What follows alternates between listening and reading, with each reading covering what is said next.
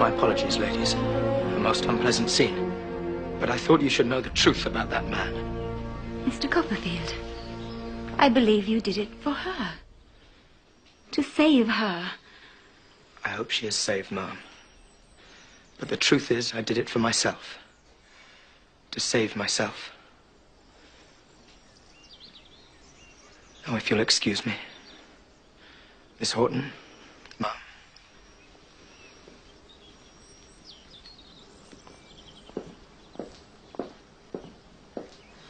Such a very distinguished man.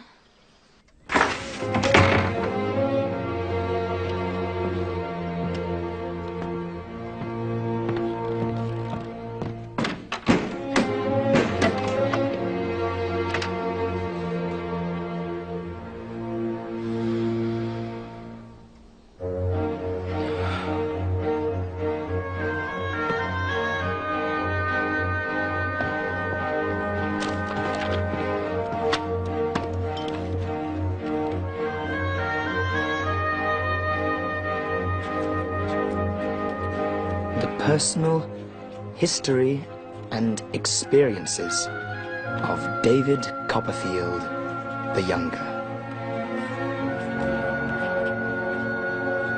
Whether I shall turn out to be the hero of my own life, or whether that station will be held by anybody else, these pages must show. To begin my life with the beginning of my life, I here record that I was born at Blunderston in Suffolk. I was a posthumous child. My father's eyes had closed upon the light of this world 6 months when mine opened on it. An aunt of my father's, and consequently a great aunt of mine, Miss Betsy Trotwood, was the principal magnate of our family. My father had once been a favourite of hers, I believe, but she was mortally affronted when he married my mother without first presenting her for inspection and approval.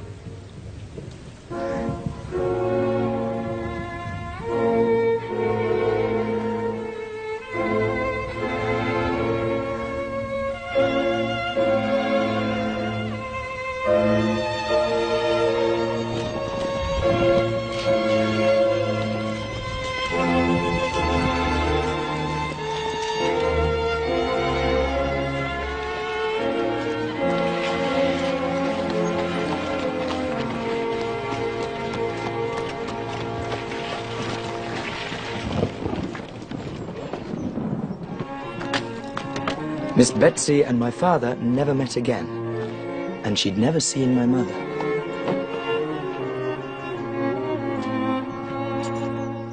The rookery. Indeed. Where are the rooks?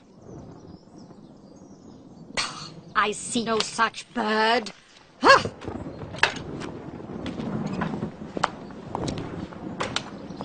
This, then, was the state of matters on what I may be excused for calling that important day.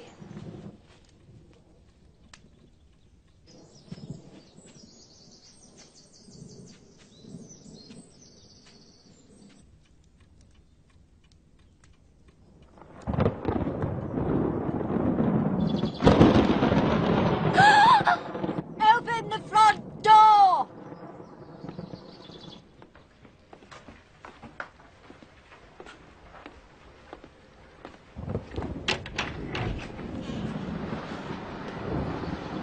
Mrs. David Copperfield, I think. Yes? Miss Betsy Trotwood. You have heard of her, I dare say. I have had that pleasure. And now you see her.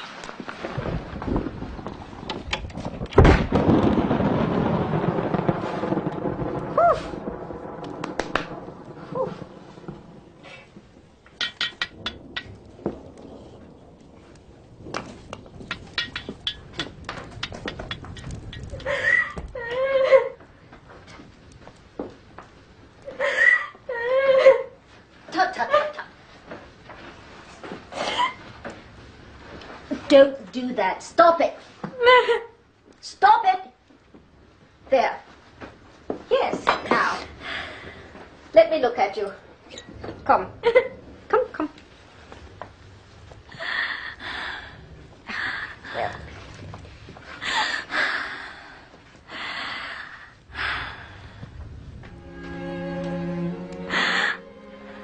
bless my heart.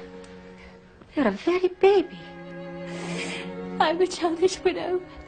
And I will be a childish mother if I live. Nonsense. Sit you down, child. Sit you down. Here in the chair by the fire.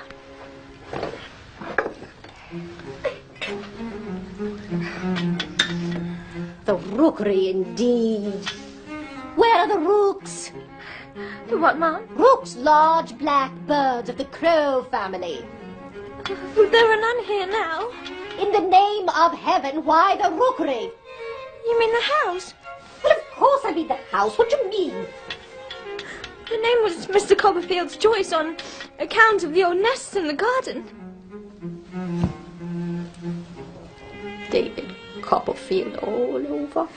Calls our house a rookery and there's not a rook near it. Takes the birds on trust because he sees the nest.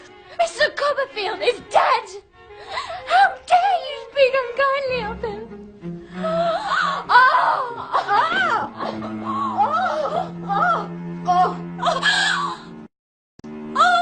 Goodness! I'm all in a tremble. I'm sure I shall die. Nonsense. What you need is tea.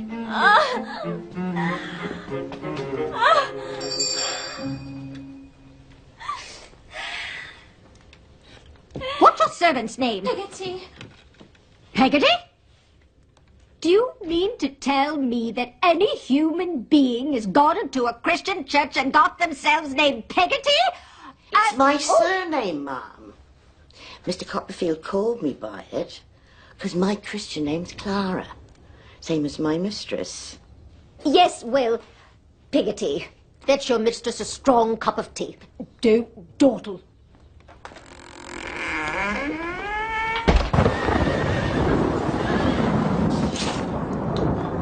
I have no doubt the child shall be a girl. Perhaps a boy. Don't contradict. I have a strong presentiment the child must be a girl. And I shall be her godmother. You will call her Betsy Trotwood Copperfield. Now, on to money matters. Has David left you properly provided for? I have this house and its contents, and a sufficient income. I think 100 a year. That seems satisfactory. Now to my goddaughter's education.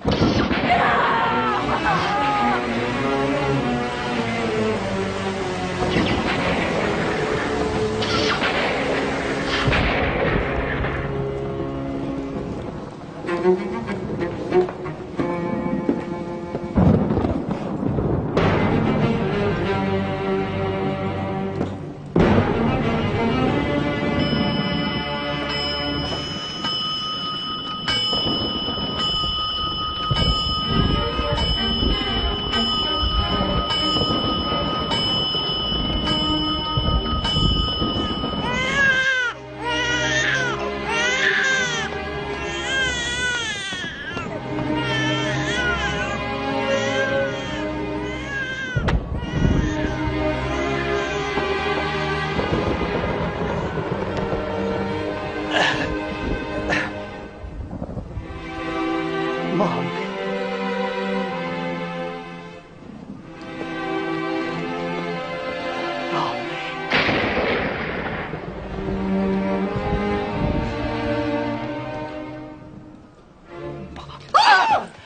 Doctor. Yes. Well? I'm happy to congratulate What? you, Mom. A fine boy. Speak up, can't you? A boy. What is the matter with the man? Why does he whisper?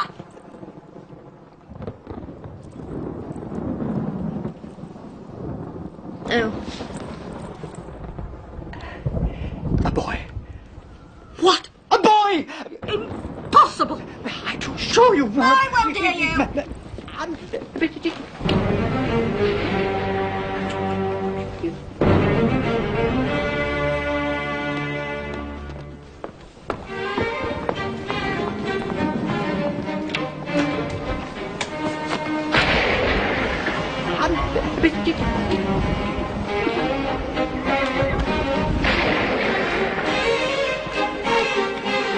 A boy! Ha! Here we are. Oh, it's beautiful.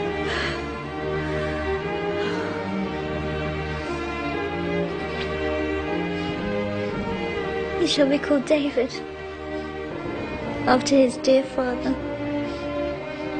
David Copperfield.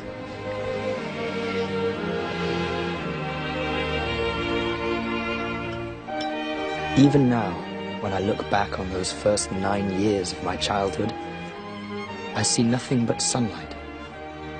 Sunlight winking in the window of the parlour where my mother gives me my first lessons, or flooding the garden, glinting on her curls as she gathers fruit, riper and richer than fruit has ever been since, in any other garden. Even the old churchyard where my father lay, and where each Sunday we brought flowers in his memory, even that sad place seemed, in my childish vision, to be perpetually suffused in sunlight. Until the shadow fell. Good day, Mrs. Copperfield. Mr. Murdstone? Good day, David. I trust I find you well, my boy. He's shy.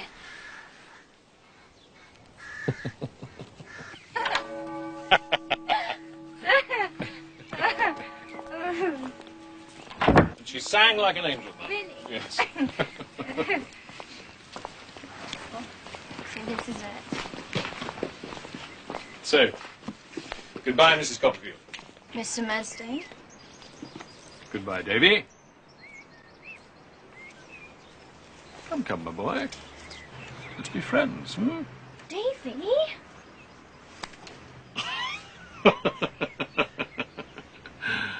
Well, that's the wrong hand, Davy.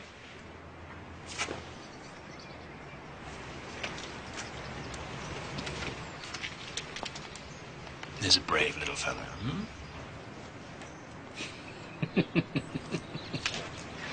Mum? Davy? Master Davy, Yes, Peggotty?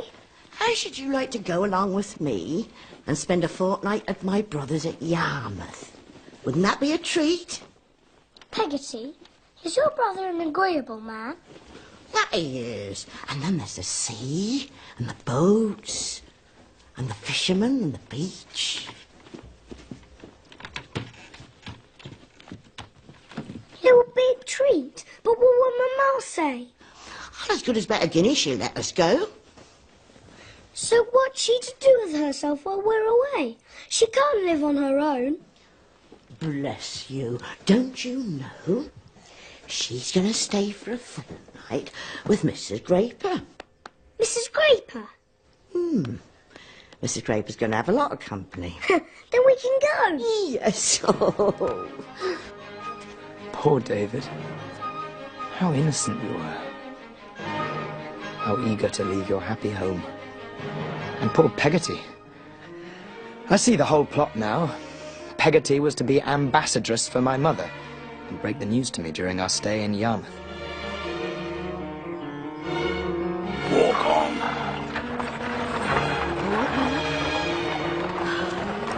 Davy! Davy, goodbye! Goodbye, Davy! Take care.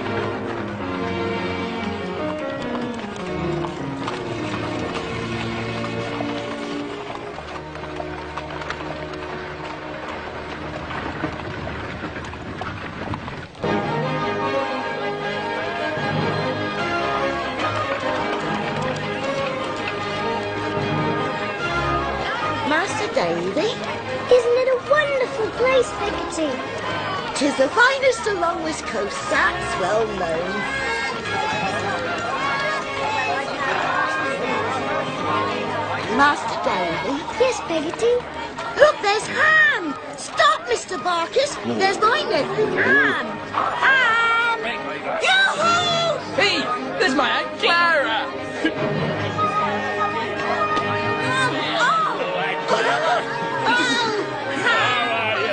Big boy. I got my Master Davy. Hello, sir. Come and meet me. No sweethearts, I believe. I beg your pardon, Mr. Barkis. Oh, No person walks with her. with Peggotty. Ah, her. Oh, no. She never had a sweetheart. No. Never had a sweetheart. Well, well.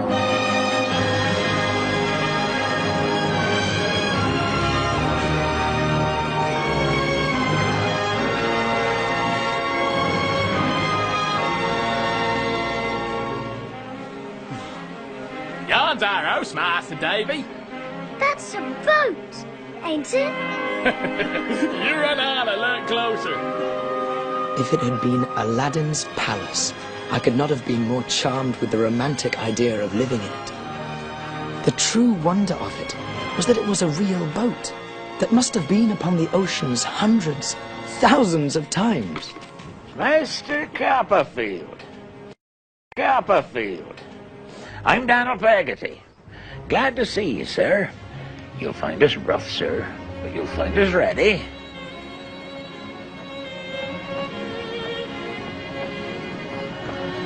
This is little Emily, sir. Emily, say hi to do to Mr. Copperfield.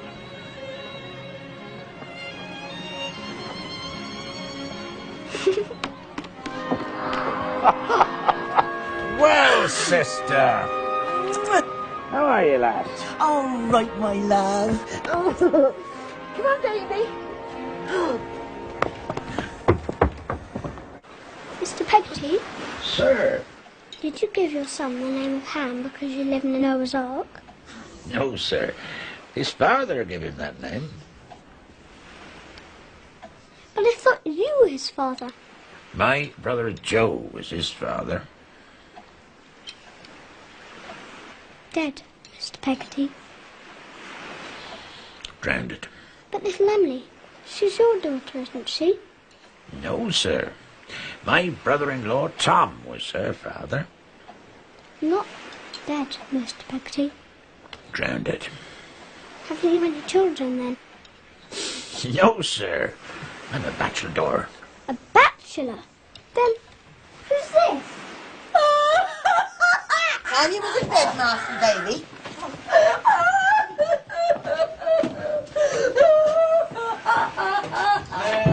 There, old girl.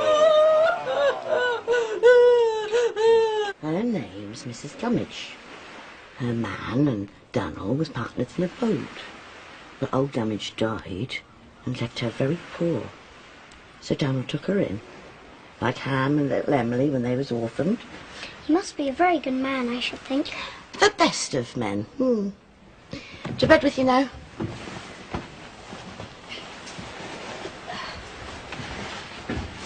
Good night. Night. Davy? Yes, Peggotty?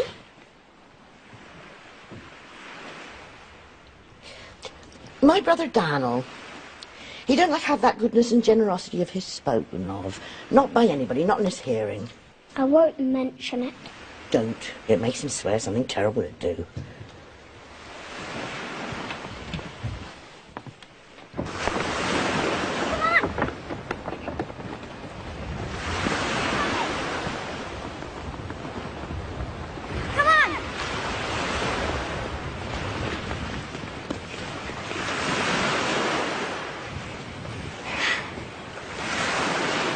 Sometimes, at night, when there's a storm blowing, I wake and I think I hear Uncle Daniel and Ham crying out for help.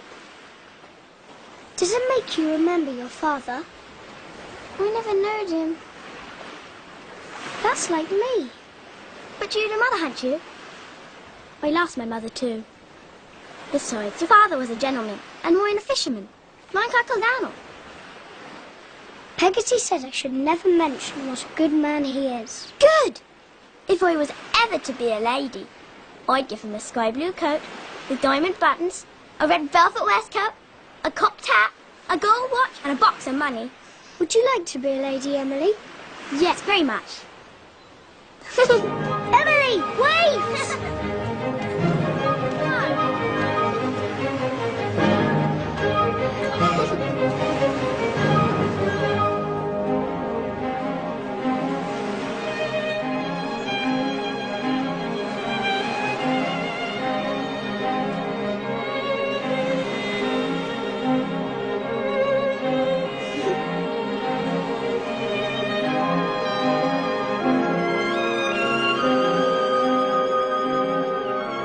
I'm sure I loved her with a greater tenderness and purity than can enter into even the noblest love of a later time of life. The days sported by us as if time himself had not grown up yet, but was a child too, and always at play. Dear Peggotty, I suppose it was because she saw us so happy and would not spoil it, that she never did carry out the commission my mother had entrusted to her. It was only when we were approaching the very gate of the house that at last she told me. Mr. Barkis, sound your horn. Please, sound your horn, then she'll come to the gates.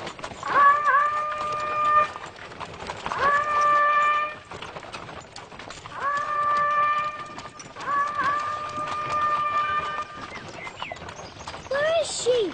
Where is she? Why hasn't she come out? Peggotty, where is she? Peggotty, why hasn't she come out?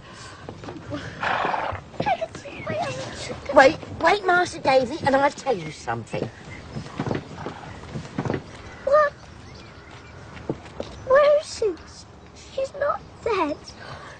Dead? Of course she's not. Oh, bless the boy. Now, Davy, I should have told you something before, but I couldn't bring my mind to it. What do you think?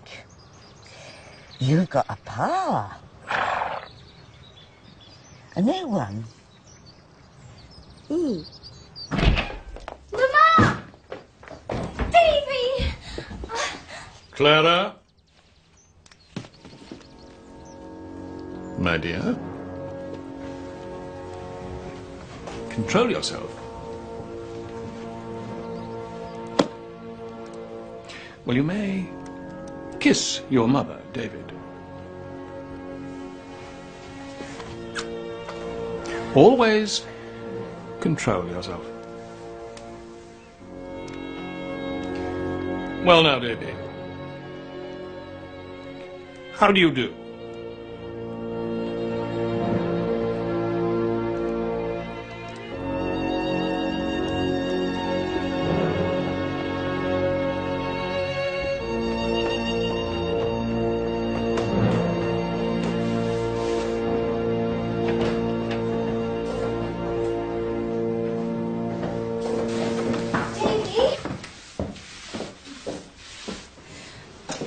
Murdstone's sister is to live with us, Davy. She's to have this room, while you're to have a new room. But why? Come with me.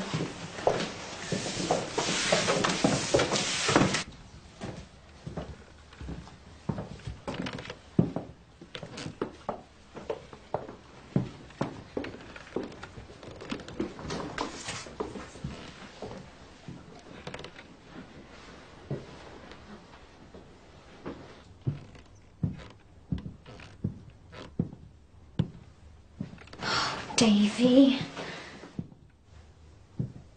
Clara? What is this? Clara, my love, have you forgotten?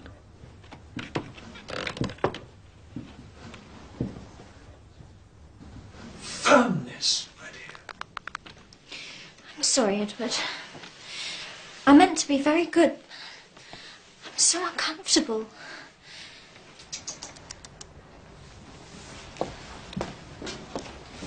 Go you below, my dear. Dave and I will be down in a moment.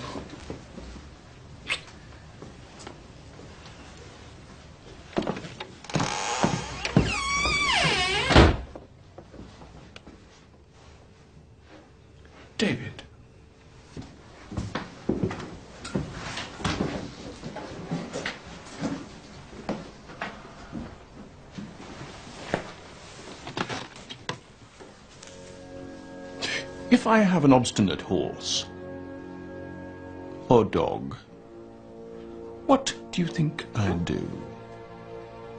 Hmm? I don't know. I beat him. I make him wince. And smart. And I say to myself, I'll conquer that fellow if it cost him all the blood he has. I'll do it.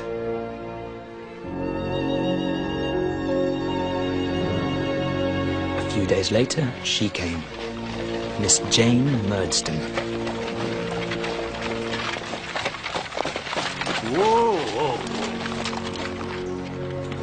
Steady. Steady. I remember when she paid the coachman, she took her money out of a hard steel purse.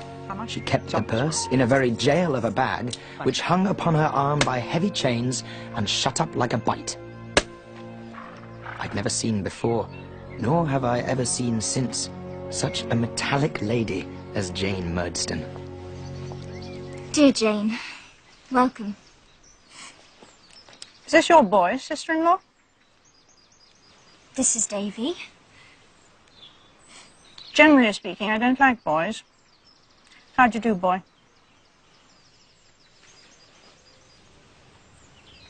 Fine, thank you, Mom. And I hope you are the same. Lax manner. Brother.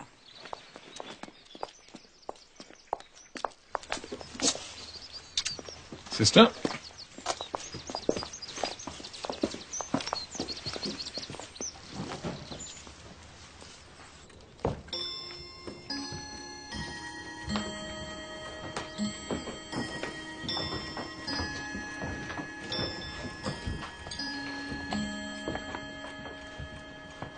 Now, Clara, my dear, I'm come here to relieve you of all the trouble I can.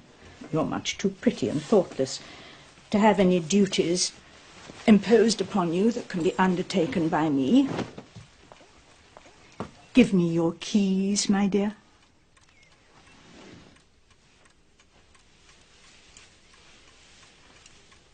Clara?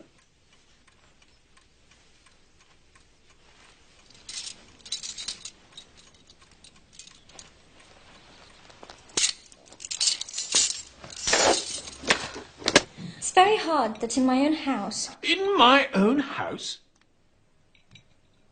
Clara! Our own house, I mean.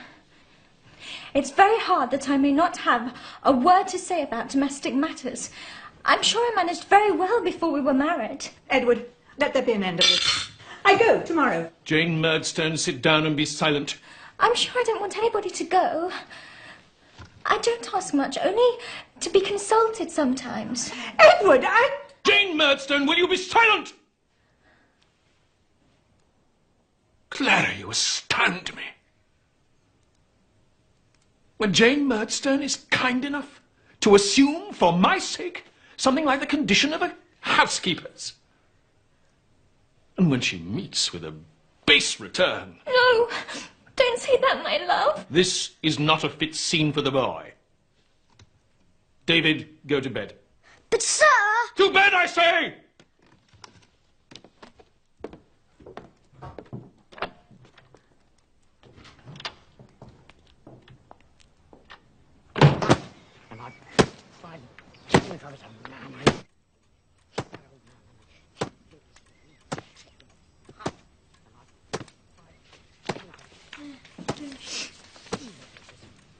Davy. Davy? Be firm with the boy, Clara. He knows his lesson, or he does not know it. He does not know it.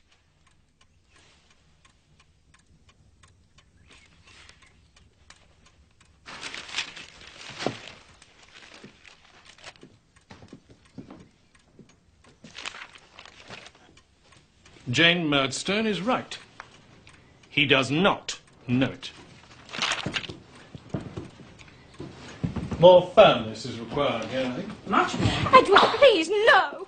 Clara, I have often been flogged myself. Clara! My dear Jane, Clara is greatly strengthened and improved. But we can hardly expect her to bear with perfect firmness the worry and torment that David has brought upon her with his idleness and inattention. David, you and I shall go upstairs, boy. Sir, please! No! Edward, no! Clara, are you a perfect fool? Mr. Mustang, please, leave me alone! Please, sir! Sir! No, sir! Please! No, sir! Please! Please don't beat me! Sir! Please! I have tried to learn, but I can't. Not when you and Miss Murdstone are around. Can't you, indeed?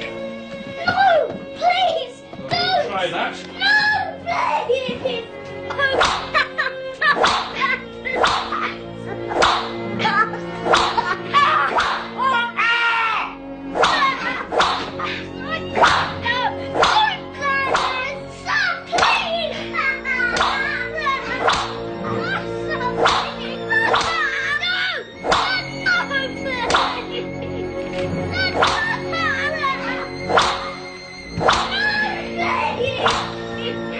He beat me then, as if he'd have beaten me to death.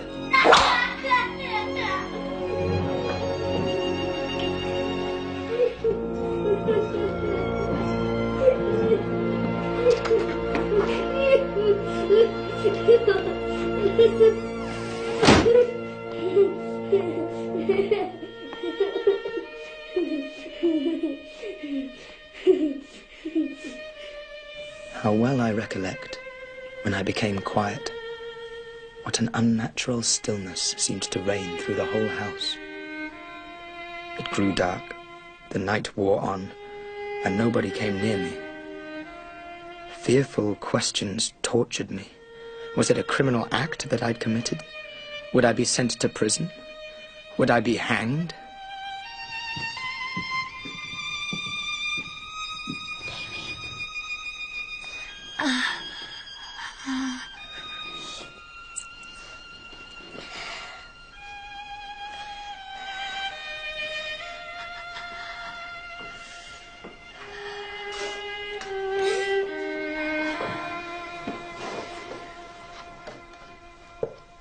Is that you, Peggotty? Soft as a mouse, or the cat'll hear us. Is Mamma very angry with me? No, not very. But what's to be done with me? School near London.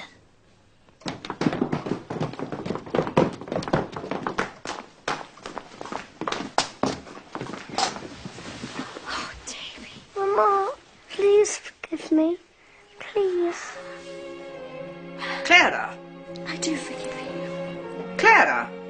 But try to be better. Pray to be better. I do forgive you. Goodbye, my child. David!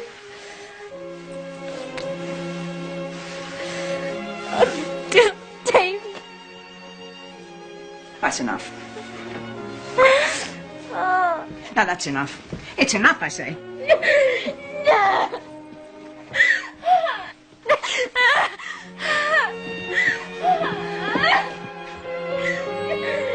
Oh, go on, up you go.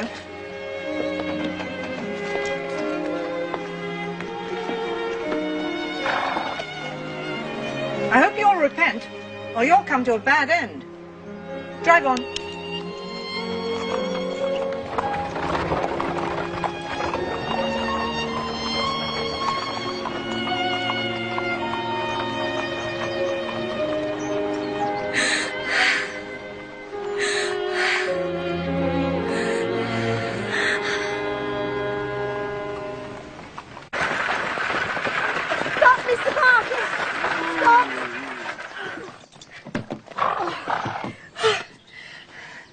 You mustn't never forget me, Davy, for I'll never forget you. And I'll take as much care of your ma as I ever took of you, and I won't never leave her.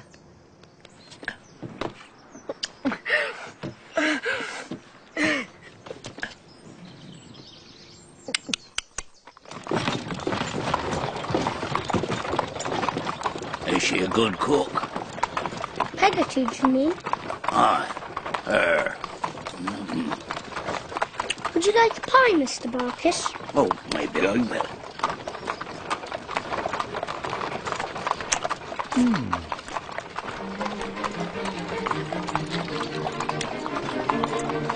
Perhaps you might be writing to her. I'll certainly be writing to her. Ah, well.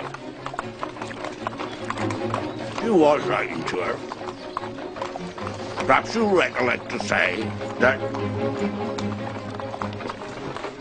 Barkis is willing.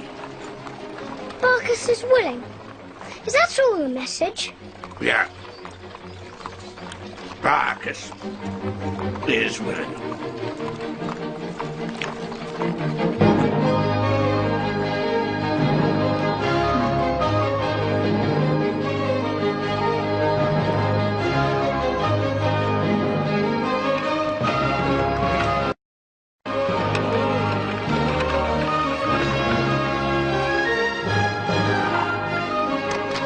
Right, out! Come on, hurry up! Move it! Oh, move!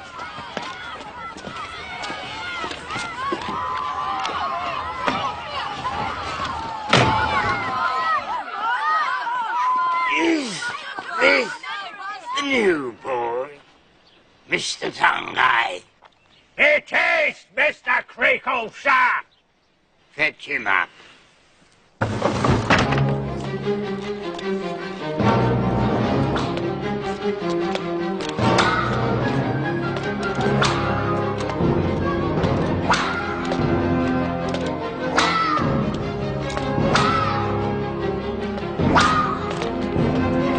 Hey there! You? Tommy Traddles. Good luck. Come on! In you go.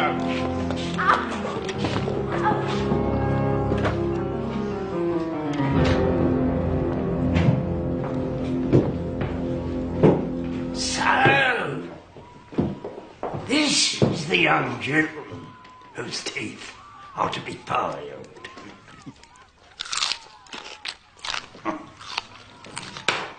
Come here. Lively now! I have the happiness of knowing your stepfather, Mr. Murdstone, and a worthy man he is. A man of strong character. He knows me, and I know him. Do you know me, boy? Not yet, sir! Not yet, eh? But you will soon, eh? You will soon, eh? I'll tell you what I am. I'm a Tartar. A Tartar! I'm a determined character, that's what I am. When I say I do a thing, I do it. Do it. Will I not do it, Mrs. Creakle? You will, Mr. Creakle. Beware of him. He bites. Mr. Tongue-Eye, please oblige.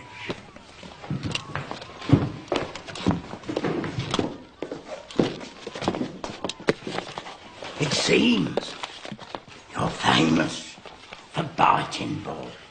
Well, I'm famous for biting. Terrible! What about this for a tooth? Is it not sharp? Will it bite, eh?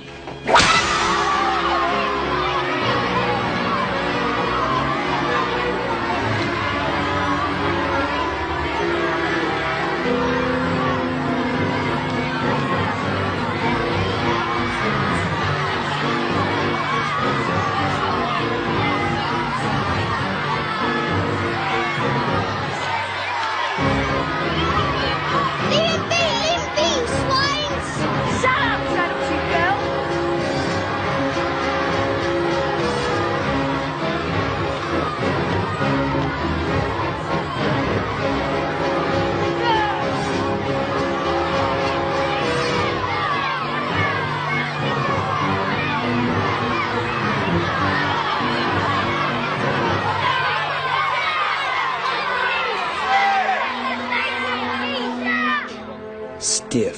the name of my saviour, James Steerforth.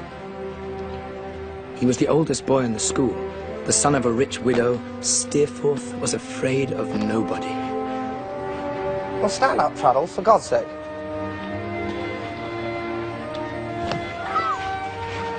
You. Up you get, young'un. What's this? What is this? I call it a rotten shame, don't you, boys? Yes!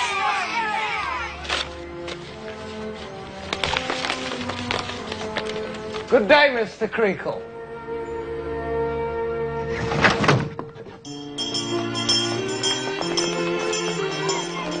Tuck yourself in. Don't you worry. I'll look after you.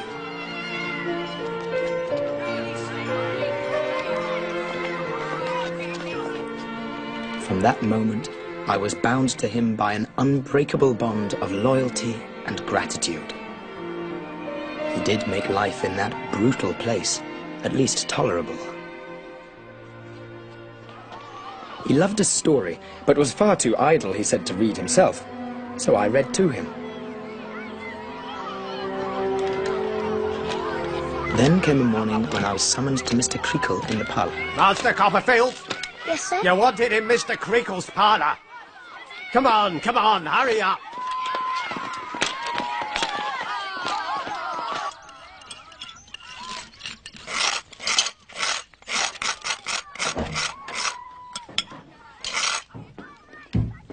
Come here and sit down, David. I have something to tell you, my child. You're too young to know how the world changes every day, and the people in it pass away. But it's something we've all got to learn, David. Some of us when we're very young. I grieve to have to tell you that I hear this morning that your mamma is gravely ill. She is very dangerously ill. She is dead. Man that is born of a woman hath but a short time to live, and is full of misery. He cometh up and is cut down like a flower. He fleeth as it were a shadow, and never continueth in one day. In the midst of life we are in death. After you went, she got more timid and frightened like. A hard word was like a blow to her. But still she would love them two downstairs, because she couldn't bear not to love anyone who was about her.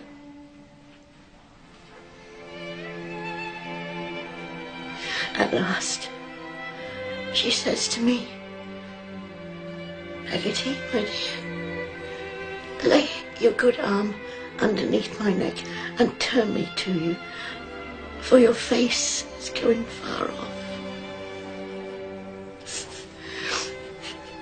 And she called on God to bless and protect her fatherless boy. And then she died. Like a child that had gone to sleep. Oh.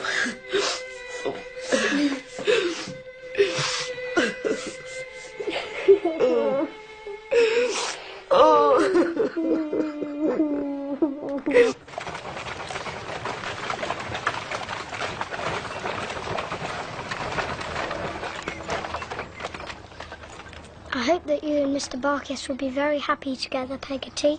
Bless the boy. They do say he's a bit tight with money. So, take this now, Davy, before I'm Mrs. Barkis. A whole sovereign? Shh. I can't. You take it and guard it well till the day you need it. Hi, Master Davy.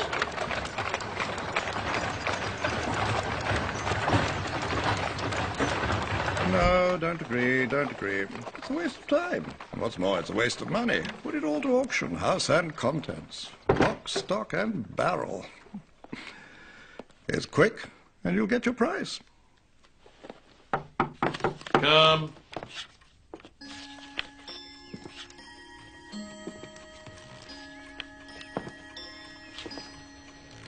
Ah. David. Come here, boy. You have a disposition which requires a great deal of correcting. What he wants is to be crushed. And crushed it must be, and crushed it will be. Jane, leave this to me, if you please. I am not a rich man, David. And education is costly. In any case, I can see no advantage to leaving you at school. So, I have a business in London, Murdstone and Grimby. Mr. Quinion, my friend, manages it for me. Mr. Quinion has suggested that since it gives employment to other boys, it can also give employment to you. Seeing that he has no other prospects. Your wages will be 6 shillings per week. Your lodgings, which I have arranged, will be paid for by me. In short, you're provided for and will do your duty. Here we are, Murdstone and Grimby. We have arrived. Here lies your future, Murdstone and Grimby. Our chief business is the supply of wines and spirits to merchant ships. Come here, Mick. Here's Mick Walker. This is David Copperfield. He's to work below. Take him down and instruct him in his duties.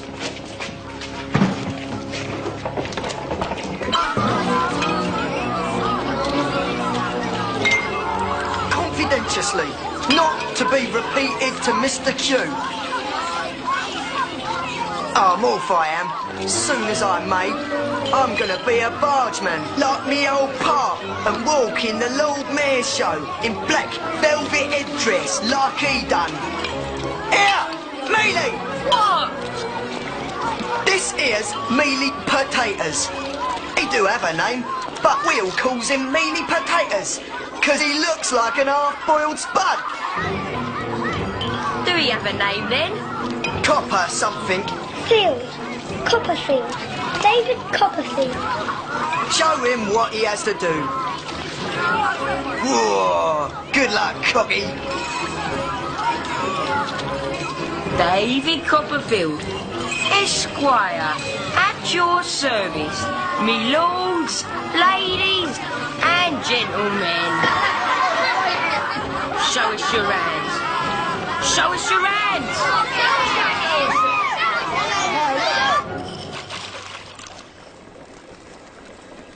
Now, my lady, observe if you please.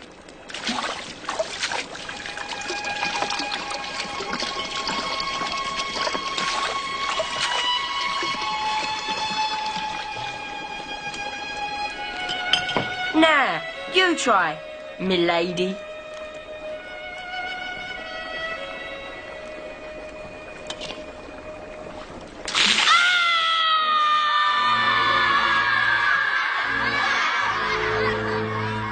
No words can express the secret agony of my soul, the sense I had of being utterly without hope, the misery it was to my young heart to know that day by day all I had learnt and thought and delighted in would pass away from me little by little, never to be brought back any more. But then, in that utter darkness, came a gleam of light.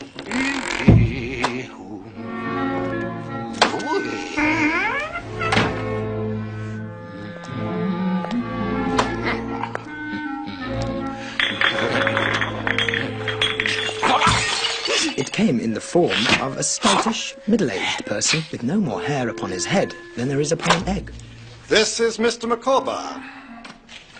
Mr. Micawber is known to Mr. Murdstone. He takes orders from us on commission when he can get any. You will be lodging in his house. Mr. Micawber, This is David Copperfield. Honored, Master Copperfield.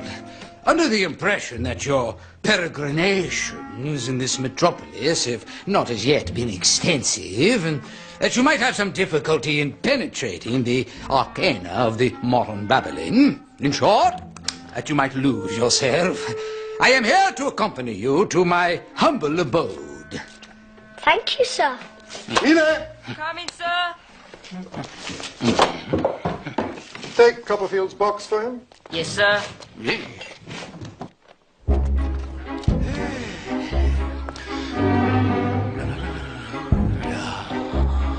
Stop! Micawber! Stop! This way, Stop, Master Copperfield! Stop! Pay no attention! Pay me! I'll have the law on you! Stop! Master Copperfield, if there is one great universal truth to be discovered as we journey through this vale of tears, it is this. Annual income £20, annual expenditure £19, 19 and 6. Result, happiness. Annual income £20, annual expenditure £20 and 6 pence. Result, misery. Open this door and pay your debt, sir!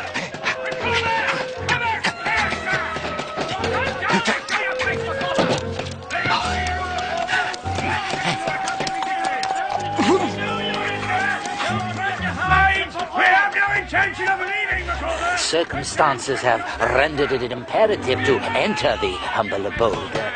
We will not say surreptitiously, but discreetly and circuitously. In short, by the back door. Go! Mr. McCall, hurry! I have a bill to pay!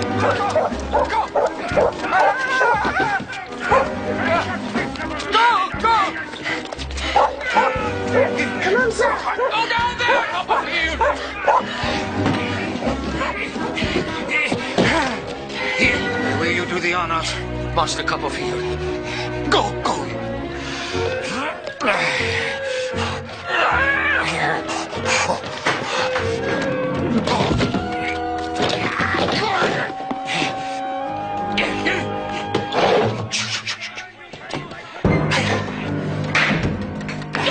Mr. Micawber? Yes, I. My dear, permit me to present to you Master David Copperfield. Master Copperfield. Master Copperfield, may I make known to you a partner of my life, my strong right hand, my helpmeet. In short, Mrs. Micawber. How do you do, ma'am? Micawber! Upstairs. Upstairs. Leaving, Micawber, until you settle your debts, sir! We'll have it! Mr. Micawber's difficulties are almost overwhelming at present. Whether it is possible to bring him through them, I cannot say. If Mr. Micawber's creditors will not give him time, then they must take the consequences.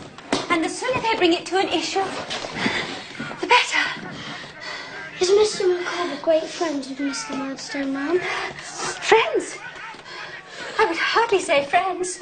A mere commercial acquaintance. Blood cannot be obtained from a stone. And neither can anything on account be obtained at present from Mr. Micawber. Oh.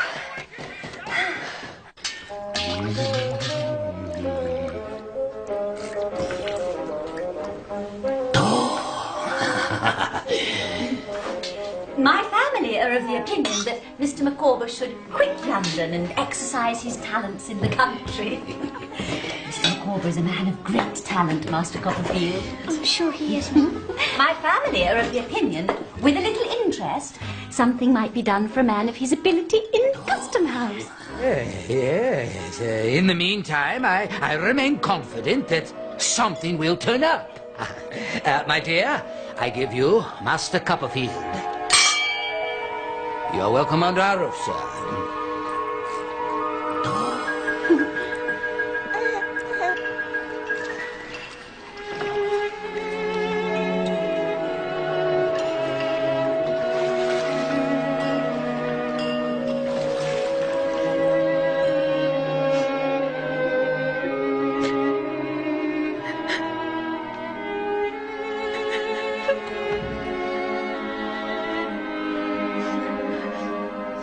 Forgive me, Mum.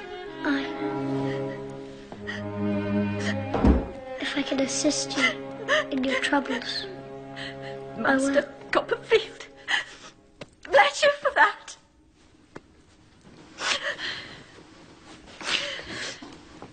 I cannot treat you as a stranger, and therefore do not hesitate to say that Mr. Micawber's difficulties are coming to a crisis. I'm very sorry to hear that, Mum.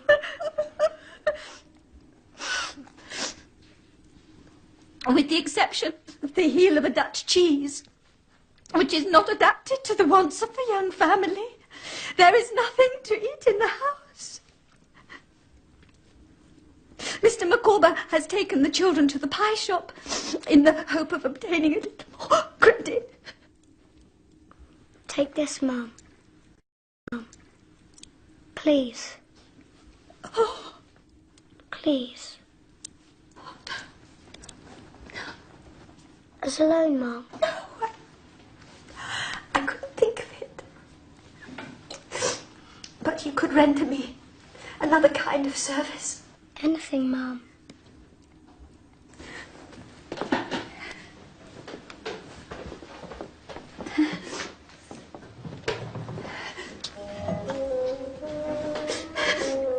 They were my dear papa's.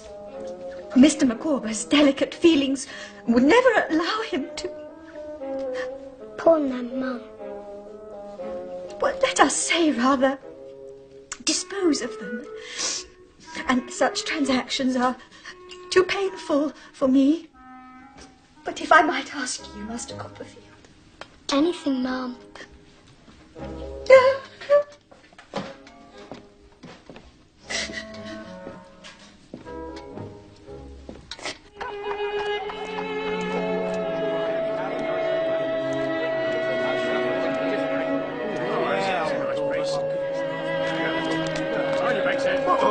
It's my house. I live there.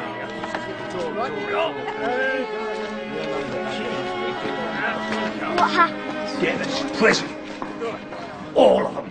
At last, my dear sir, you're from the Chancery Court. Out of my way. I Don't you pay no heed to him, young sir. said it would be settled in the end. Wait! They're in the papers. You must take the papers. In there? Copperfield. Oh, Copperfield. The blossom is blighted, the leaf is withered. God of day goes down upon the dreary scene, and, in short, I am forever flawed. I never will desert you, Mr. Micawber. I am my angel. He is the father of my children. He is the husband of my affections. And I never will desert Mr. Micawber. Don't cry, Mum.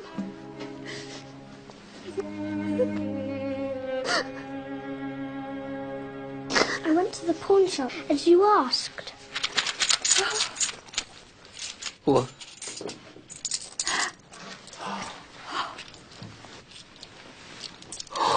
Copperfield, you are a Trojan.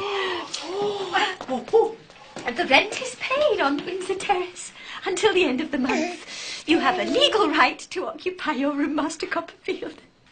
Let no man prevent it. You'll send out to the pie shop for some dinner. A few cutlets, I think, and a mutton pudding for the children, and a pint of brandy punch, huh? Yes, sir.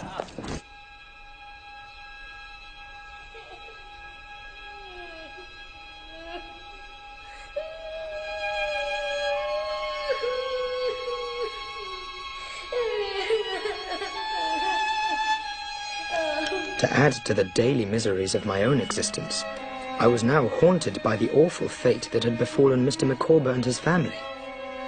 I imagined them shut away forever in that dismal prison, the children growing up pale and thin like the roots that sprout from a potato in a dark cupboard. Picture then my astonishment and joy when, upon leaving the warehouse one night, I beheld Mr. Micawber himself.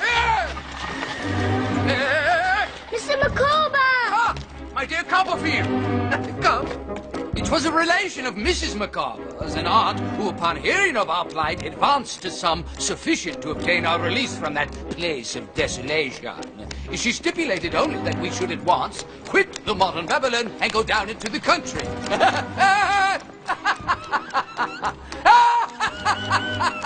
All aboard!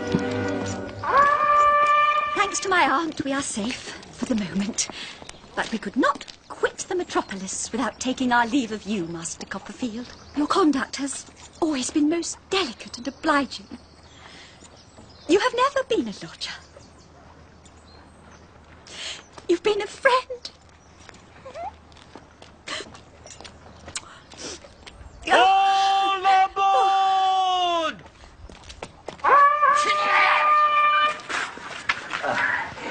My dear Copperfield, farewell. Every happiness and prosperity. If in the progress of revolving years I could persuade myself that my blighted destiny has been a warning to you, I should feel that our friendship, though brief, had not been in vain. All aboard! Yeah! Please, sir, Mr. Micawber, sir. I really think you should go now. In case of anything turning up, of which I am rather confident, I shall be extremely happy if it should lie in my power to improve your prospects. All aboard! Yeah! Farewell!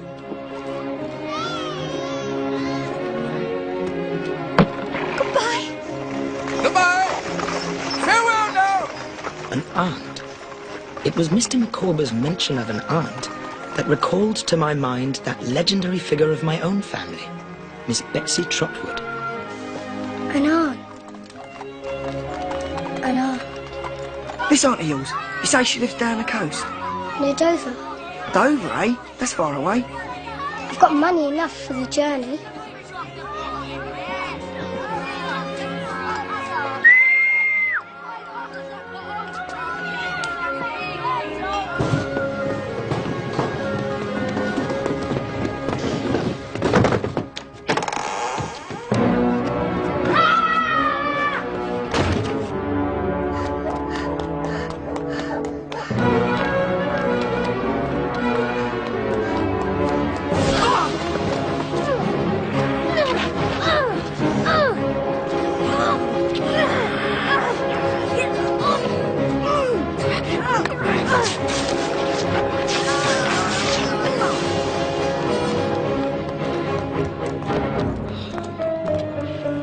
Walker, what is that in your hand? Nothing.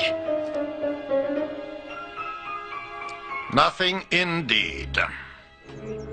How many days I was upon the road from London to the Kent coast, I could not now say with any degree of accuracy. I had no coat to my back, my shoes were soon kicked into holes, and my entire worldly capital consisted of 3 halfpennies which were stolen from me by a tinker's boy. I remember a general sensation of my belly hollow and groaning from hunger, and of the way ahead appearing to stretch into infinity. When at last I reached my aunt's cottage, my state was pitiful indeed. To this hour, I don't know whether my aunt had any lawful rights over the patch of green in front of her cottage, but the one great outrage of her life, demanding to be constantly avenged, was the passage of a donkey over that immaculate spot. Donkeys! Donkeys! Donkeys! Donkeys! Oh, stop with you! My pa'll have the law on you. You see if he won't. Little sticks! Go on! Off! Go on! Off! Go away! Off! Go on! Mom! Go on! Mom! Go away! If you please, Mom. Be off with your no boys here. If you please, Aunt. What? I'm David Copperfield from Blunderston in Suffolk, and my mother's told me how you came to see her on the night I was born. It was midnight and there was a storm, and you wanted me to be a girl. Janet, the water?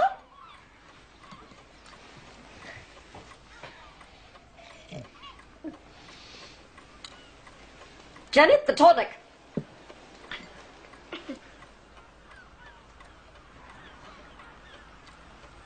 Mr. Dick, Here you see young David Copperfield.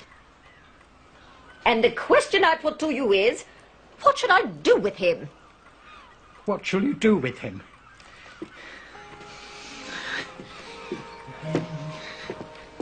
Oh, do with him?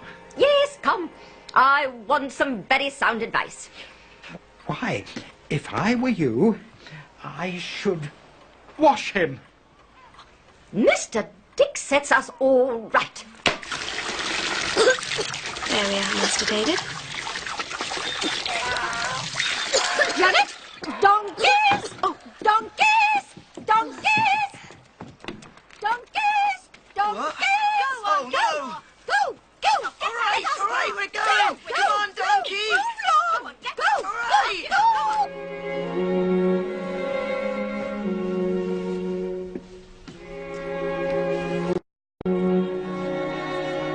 Good night, Aunt. Yes, yes, yes. Good night, good night.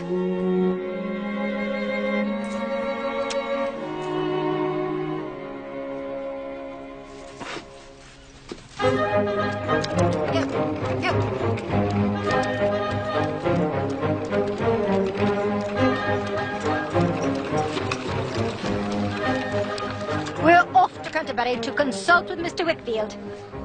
How's this for a kite, Davy? There's plenty of string, you see, and when it flies high, it carries my words far, far away. That's my manner of diffusing them. We'll be home well before dark.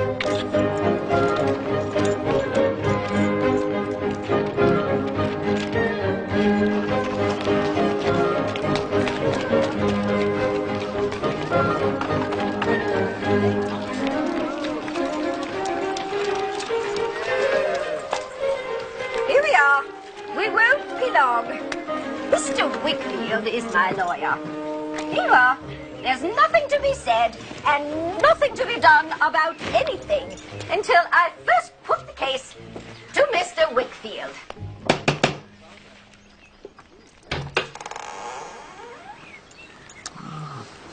Good day, Miss Trotwood. Is Mr. Whitfield at home, Uriah Heep? He is, Mum. Go on, go on.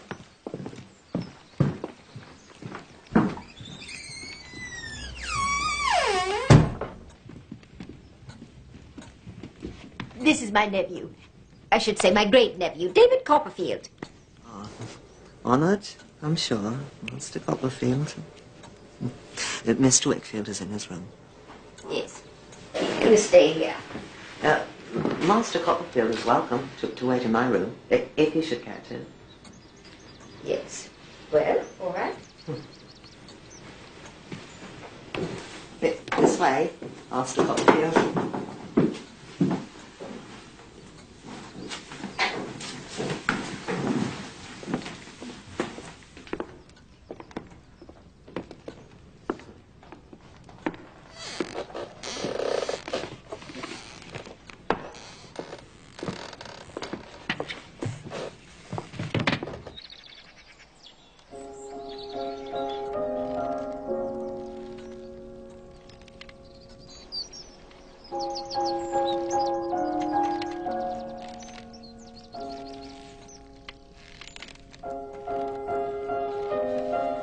That is Mr. Whitfield's daughter, Agnes. Your aunt has a great admiration for Miss Agnes. As do we all. Even so humble a person as myself. I suppose you're quite a great lawyer then, Mr. Heep. Me, Master Copperfield? Oh dear, no, no. I'm the very humblest person going, Master Copperfield. My mother likewise was a very humble person. My father's former calling was humble. He was a sexton. What is he now? He is a partaker of glory at present, Master Copperfield. Dead, Mr. Heep. Alas, Master Copperfield. How long have you been with Mr. Whitfield? Going on 4 years, Master Copperfield. I thank you for the inquiry. I expect you'll be a partner in the business one day, Whitfield and Heep. Oh no, Master Copperfield. I'm far too humble for that.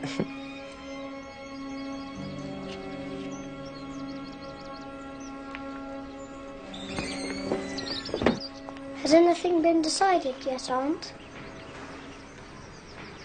No, nothing yet. But, generally speaking, persons who run away from things are not popular with me. You must grasp the nettle of life, and it won't sting you.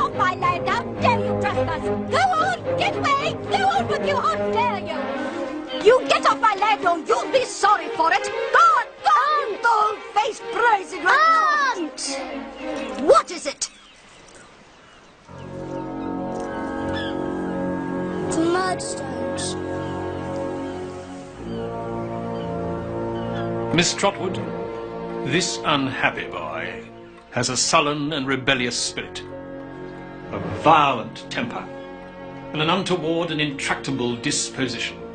Of all the boys in the world, I believe this is the worst boy. Strong? But not at all strong for the facts, ma'am. I am come to take him back, ma'am. To take him back unconditionally. To dispose of him as I think proper, and to deal with him as I think right. Really? I must caution you, Miss Trotwood. If you step in between him and me now, you step in forever. What? I will not trifle. Is he ready to go? For if he is not, my door will be closed against him forever. And I take it for granted that yours is open on the same basis. Oh. Good Lord.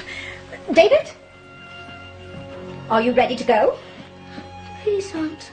I beg of you with all my heart, please don't make me go with him. Oh. Mr. Dick, what shall I do with this boy? Have him measured for a suit of clothes directly. Oh. Mr. Dick, give me your hand. Your common sense is invaluable. Yes, it is. Don't think I don't know what kind of life you must have led that poor, unhappy Mr. Wretched baby, his mother. Smirking and lurking, making eyes at her, I'll be bound, as if you couldn't say boo to a goose. I never heard anything so elegant in my life. Miss Trotwood, if you were a gentleman... Oh, stuff and nonsense. Don't talk to me. What a choice of words. And as for you, madam, let me see you ride a donkey across my green again, and as sure as you have a head on your shoulders, I'll knock your bonnet off and tread on it. I never heard anything like this person in my life.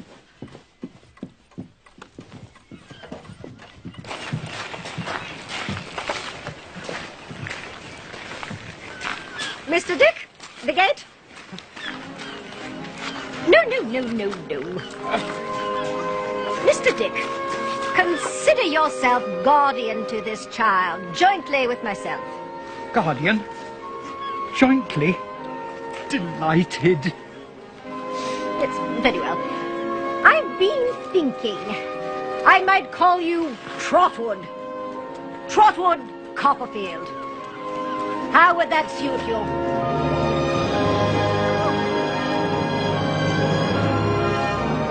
Thus, I began my new life, in a new name, and with everything new about me.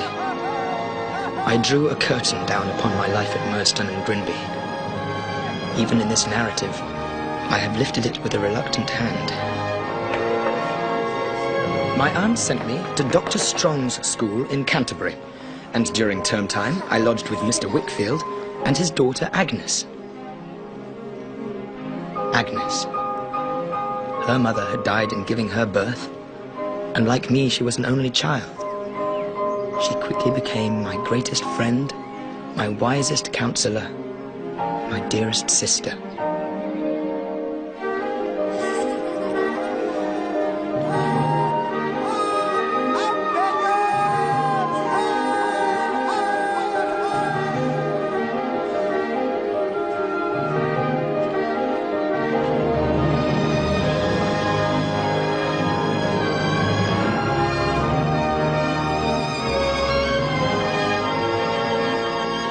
So the years passed. When I was grown to something like man's estate, my aunt decided I should be a lawyer, sent me to London, and purchased articles for me in the firm of Spenlow and Jorkins of Doctors' Commons.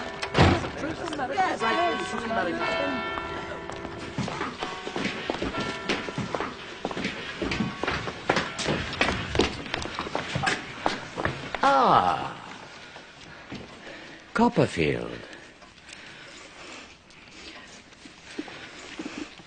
Excellent. Come in. Come in.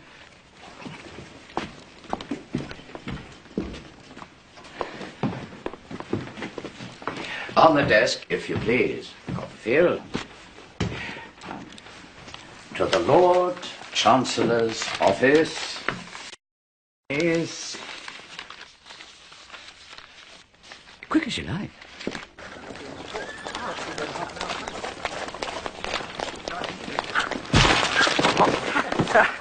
I'm terribly sorry. My dear sir, I do apologise. No, it was my fault, absolutely.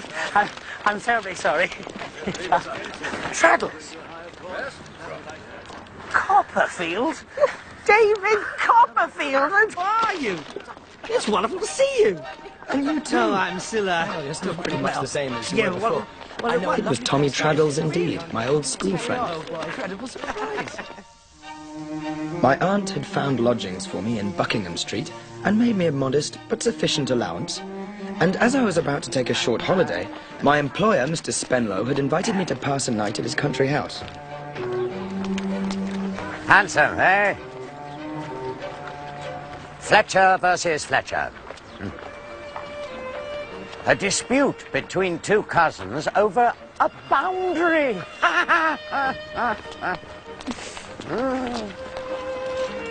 Fletcher versus Fletcher. Highly lucrative. But then, of course, the very best sort of professional business is a disputed will. Very pretty pickings indeed to be had there in the way of argument and counter-argument and the evidence of interrogatory and counter-interrogatory and so on.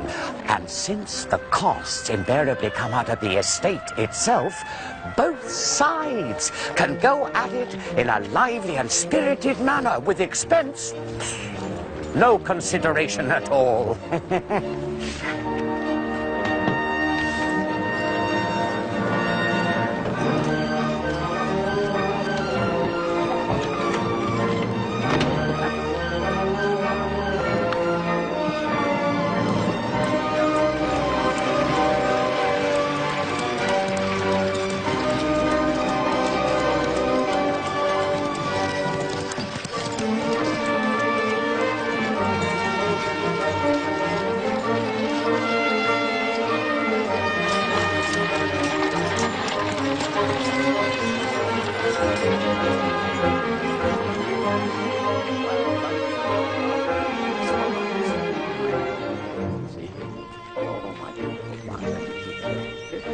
Absolutely remarkable house, yes. Of course, a privilege.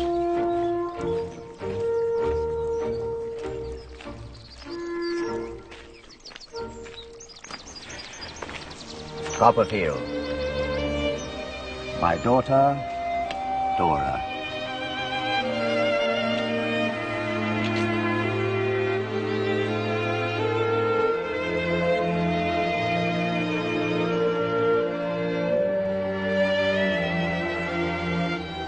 I was swallowed up in an abyss. There was no pausing on the brink, no looking down or back. I was gone headlong. I loved Dora Spenlow to distraction. And then... And this is her confidential friend and companion, Miss Murdstone. Alas, Dora has no mother living. I'm already acquainted with Mr. Copperfield. It was in his childish years. Circumstances have separated us since. I should never have known him. How she enchanted me. I was lost in blissful delirium, but not quite lost. There was still that spectre hovering.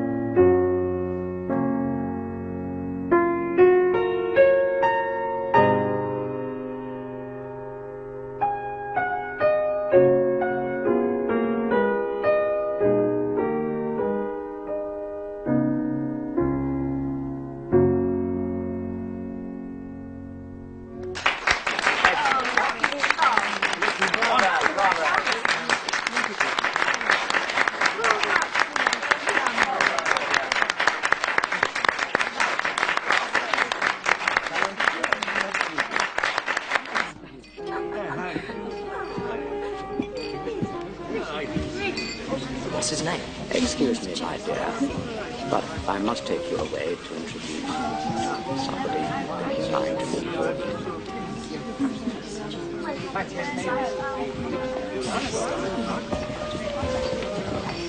David Copperfield, a word. I won't attempt to disguise the fact that I formed an unfavourable opinion of you in your childhood. It may have been a mistaken one, or you may have ceased to justify it. That is not the question between us now. I may have my opinion of you. You may have your opinion of me. But it is not necessary that those opinions should come into conflict. It would be better if they did not. Let us therefore meet here as mere distant acquaintances. Do you agree? I said I would return, Mr. Copperfield. Are you and Miss Murdstone talking over old times? Old times? Oh, hardly that, Dora, my dear. Our acquaintance was very slight. Was it not, Mr. Copperfield? That was the moment to speak out, to say the truth. No, shout it. Very slight.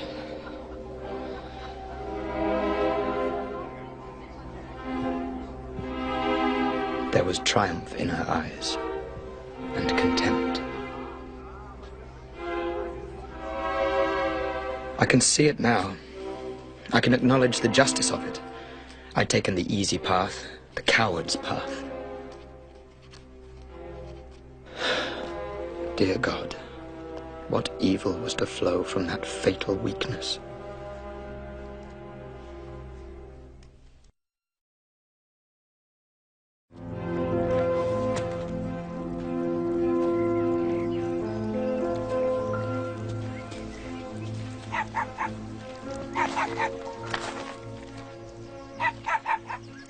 Good morning, Mr. Copperfield. Ah, Miss Spenlow, I'm surprised to see you out here so early.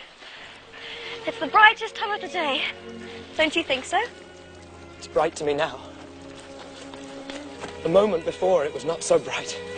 Do you mean a compliment? Or has the weather changed? I'm not aware of any change in the weather. You've just come home from Paris, I believe. Yes. Have you been there? No. Oh, you should go. You would love it so much. Do you travel a great deal, Mr. Copperfield? Well, I'm going down to Yarmouth in a day or two to see old friends. Yarmouth is quite on the coast, is it not? Yes. Miss Spenlow. Dora! Dora! tiresome creature. I can't think why Papa chose such a vexatious thing to be my companion. Dora?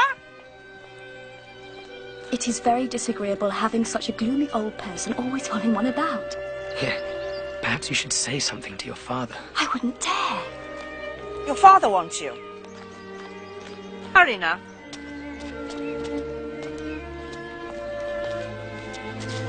Goodbye, Mr. Copperfield.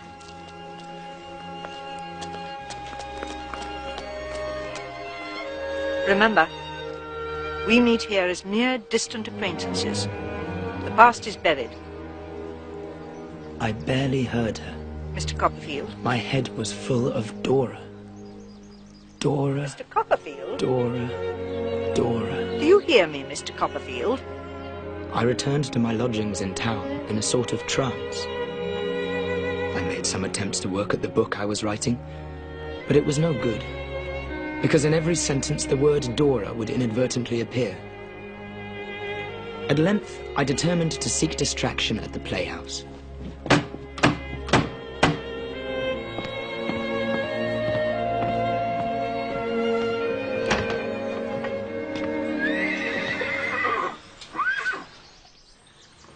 Mr. Murdstone. David. You were going out? I was going to the play. I was going to the play. I shall not detain you. I received a note from my sister this afternoon. The chances of life, it seems, have brought you together again. Yes. My sister has no wish to revive the memory of past differences. I've already agreed as such with Miss Murdstone. You will honor that agreement, I hope, David.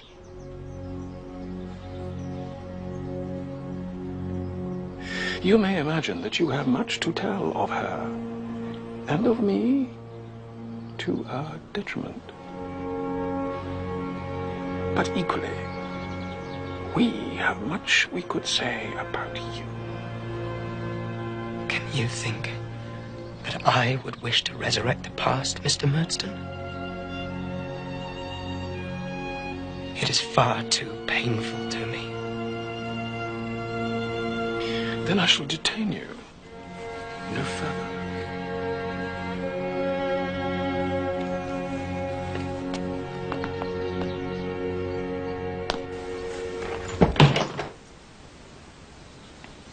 The present Mrs. Murdstone. I would crave the honor of making her known to you, but I must not keep you from the play.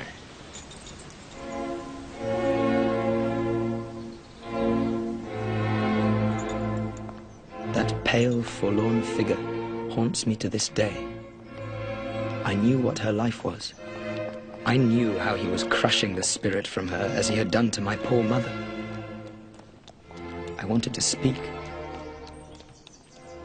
but I dared not, and knew not what to say.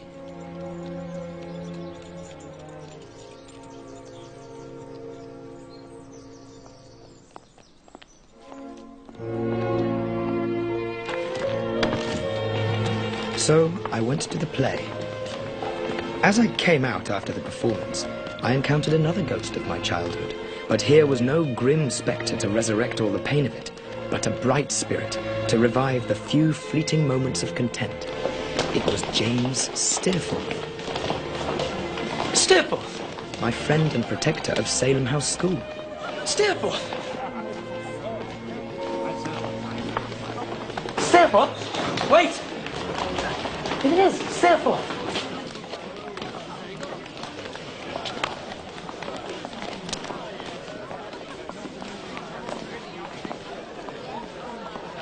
You don't recognize me, I'm afraid. Oh, my God, it's little Copperfield.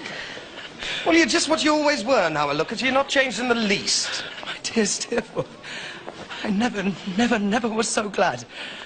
I'm overjoyed to see you again. Well, what the devil are you doing here? I was at the play.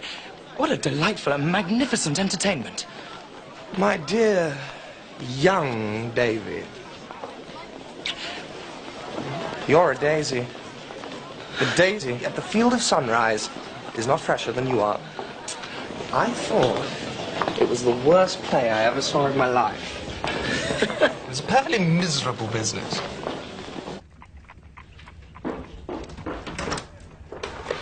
Forgive me, Steerforth. The wine shop was closed. I had to go to the tavern. Are you writing a book, Daisy? Oh, it's nothing. Stories and sketches. You always loved books. And romances. I remember when you used to read to me. I'm not much used to company, I'm afraid. When do you go to Yarmouth? Tomorrow. London's devilish dull at the moment. And I have some thoughts of buying a boat. If you could bear my company, I'll come down with you. My dear Steerforth, I'd be honoured and delighted. Well, that's settled then. And so we went together on that fateful journey. I'll see you shortly. Take care. Upon our arrival, we parted. Steerforth to explore the town, I to see Peggotty and her husband Barkis, who was ailing.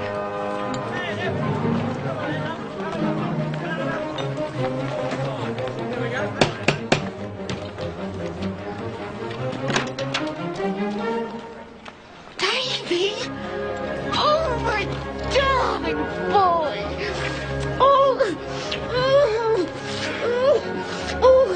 Oh, let me look at you.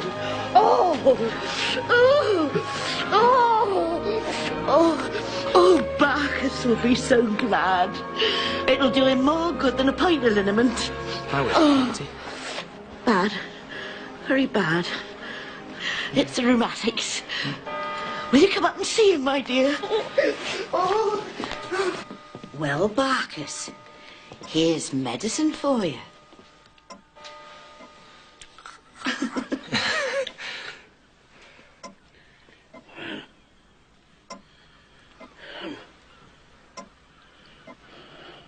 Master David? That you, sir? It is, Mr. Barkis. Oh. You will forgive me for not shaking hands, sir.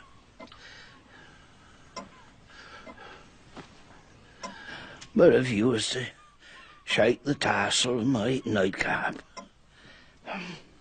I'd take it friendly.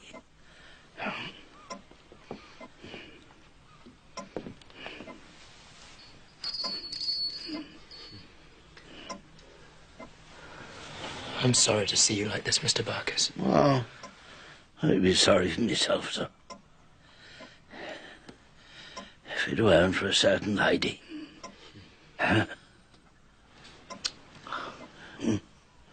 She's the usefulest and best of all women, sir.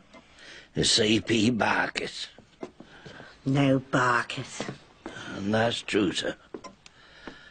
That's as true as turnips is. It's as true as taxes is. And nothing's truer than them.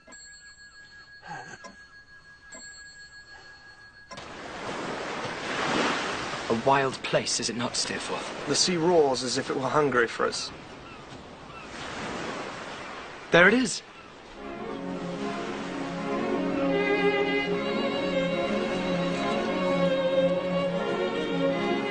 It's little Emily.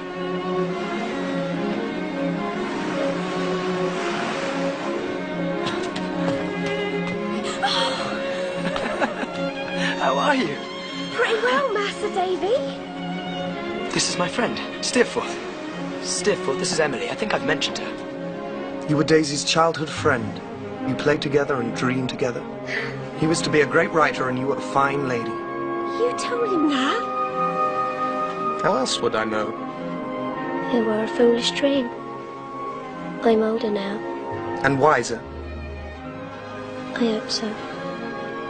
We trade our dreams for what we call wisdom. I wonder, is it a good exchange? Master Davy! Master Davy! Sir Davy! Davy! This little Emily of ours ain't my daughter, sir. So I understand, Mr. Peggotty. But I couldn't love her more. Well, I'm sure you couldn't. Now, there's a certain person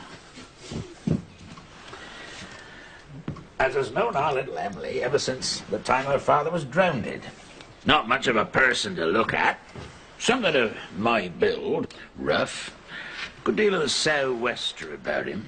Very salt. But he's a decent enough person, and his heart's in the right place. Now, what do you think this here blessed tarpaulin go and do? He loses that there heart of his to our little Emily. All of a sudden, one evening, comes Emily from her work, and him with her. Now look here, he cries out, joyful. This is to be my little wife. And she says, half bold, half shy, yes, uncle, if you please. If I please. Will you take up your glasses, one and all? Oh, and for you, Mrs. Gummidge. I gives you our Emily and her Anne. Emily and Howard.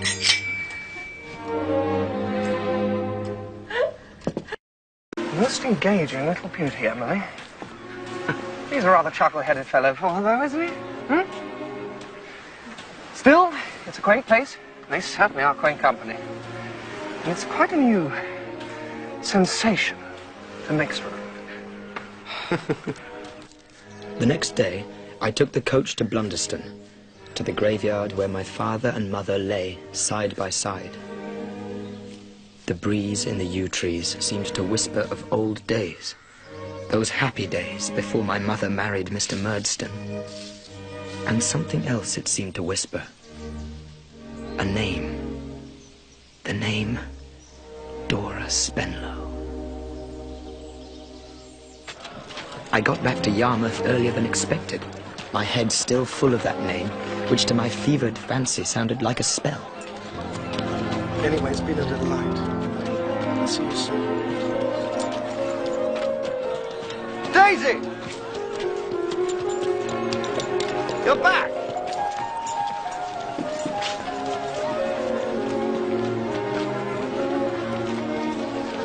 We met by chance in the street. Charming little creature. Pity she never had an education. Listen, Daisy. If anything should ever happen to separate us, you must always think of being my best, old boy. Steerforth. No, come. Let us make that bargain. You have no best to me, Steerforth, no worst. You're loved equally in my heart. Good. Good.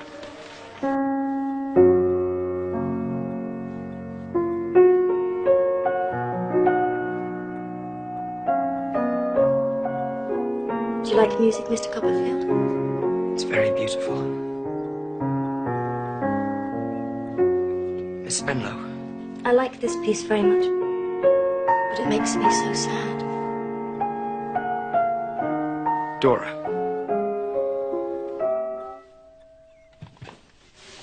My dearest, dearest Dora. I love you. I've loved you every minute of every day and every night since I first saw you, Dora. I'll die without you. Don't kill me. Say you love me too. Say you'll be mine. I can't marry without Papa's consent. Dora, you mean? Dora, my beloved. Let's go now and ask him. No, that's too soon. Once you're established in the law. But that could take years. And I'm dying of love for you. We must be careful. Papa would get cross. I know he would.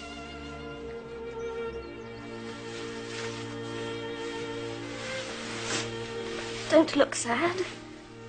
We will meet often. And you may write to me. I may.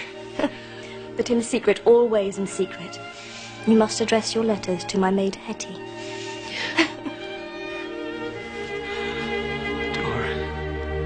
Dora, Dora, my angel.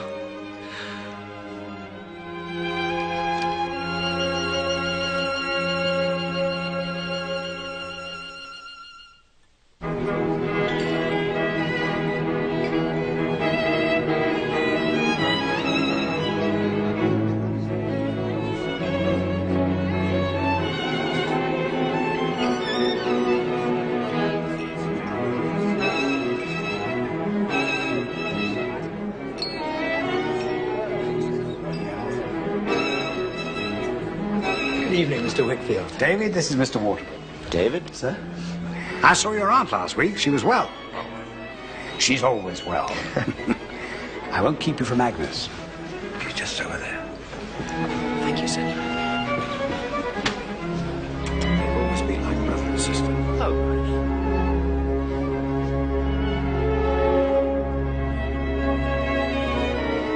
Excuse me. Trotwood. Agnes, how good it is to see you again. Now, I must have your news quick, Trot, before we're interrupted. First, how do you like Doctor's comments? Second, are you still writing that book of yours? And third, who are you in love with? As to your first, I like Doctor's Commons very well.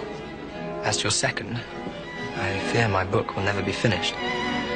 And as to your third, why should you think I'm in love with anybody? Are we not as brother and sister, Trot? Don't I know you?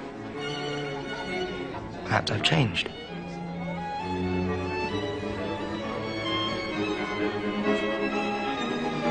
Why, Trotwood, I do believe you are in love.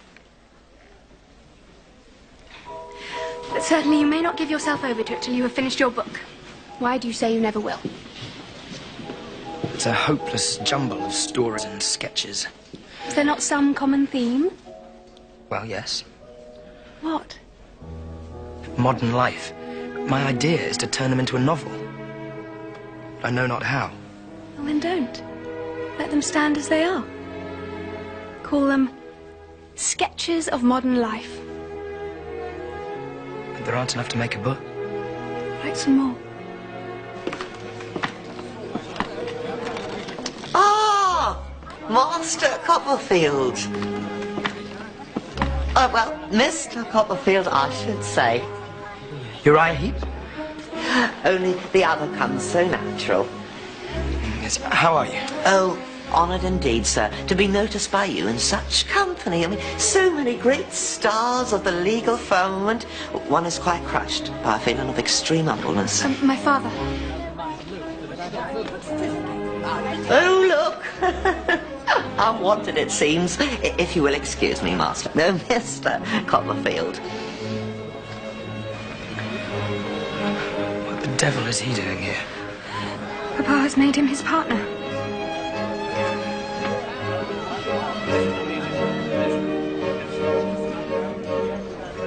It's true. But how? Why? He's mastered my poor father's weaknesses, fostered them, taken advantage of them until...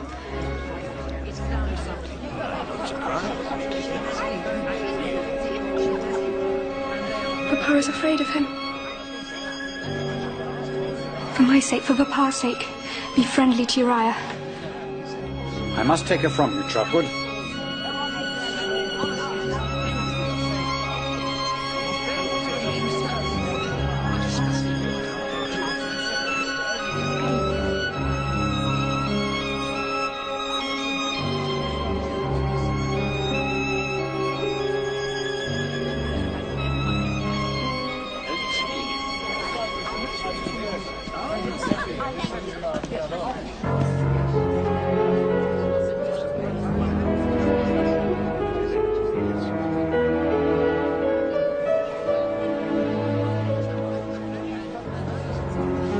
Copperfield. Delightful. Come and meet Sir George Dixon. George! And the Spenlow, don't you? My dear fellow. Dearest, dearest Dora. Be careful. If Papa should suspect. I never dreamt you might be here. Papa would bring me. To think how I resisted and complained. Did you get my letter? Hush. Did you? Foolish boy. Such a flood of words. I swear I didn't understand one half of them.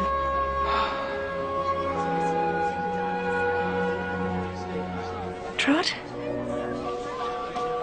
Dora. Miss Spenlow. May I present Miss Wickfield? Agnes, this is Miss Spenlow. When I was at school at Canterbury, I lodged with Miss Wickfield and her father. How nice. Have you recently arrived, Miss Spenlow? Just now. Excuse me, ladies. Copperfield, I want you to meet Sir George Dixon. Excuse me. Are you connected in any way to Spenlow and Jorkins? He's my papa.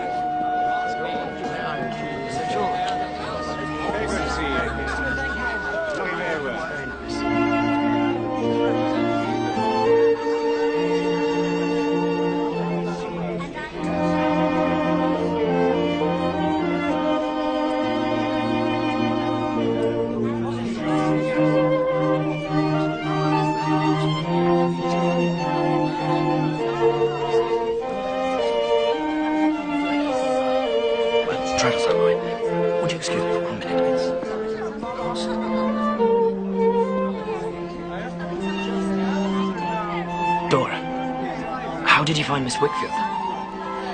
Very, very agreeable. Yeah. And so clever. I think if I had her as a friend a long time ago, I might be clever myself by now. Nonsense. There's so many books she's read. And such books, poetry and history and philosophy. She quite frightens me. I've seen you sometimes with a book. But only some foolish romance full of dukes and diamonds and doomed passion. I wonder how you could ever fall in love with me. How could I see you and not love you? I suppose you've never seen me at all. Suppose we'd never been born.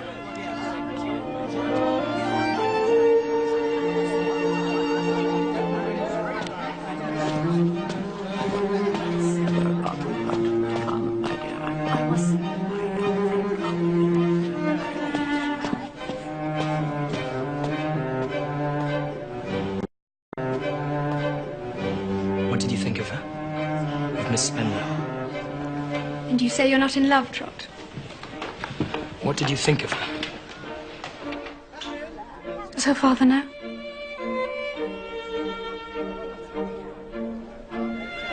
And be careful.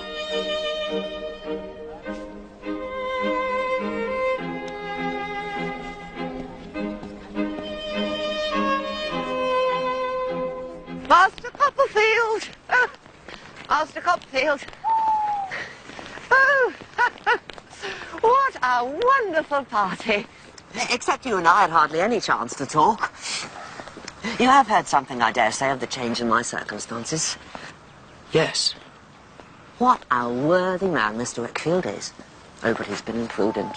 Oh, very much so. Now, it's a topic I would not touch on to any soul but you. No, there would have been great loss. Disgrace. I don't know what all. But I was able to be the humble instrument of his salvation. And so he has put me on an eminence I could never hope to have reached. I congratulate you. Oh, thank you. You will not think the worse of my humbleness if I make a tiny confidence to you. No?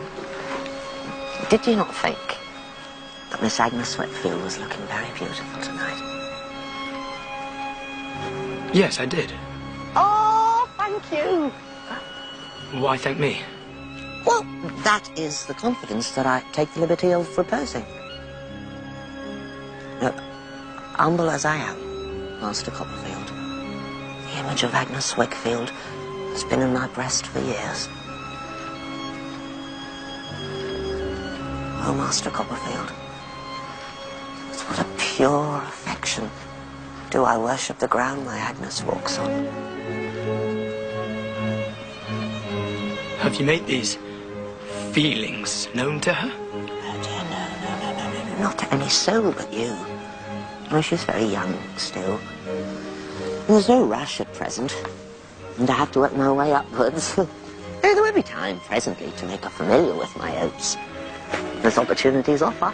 I go this way towards the city. I go that way. Oh, then we part here. If you'll have the goodness to keep my secret, not in general to go against me, I'll take it as a particular favour. Look, You are as a brother to a Master Copperfield. We wouldn't wish to make unpleasantness. Well, I'll bid you good night.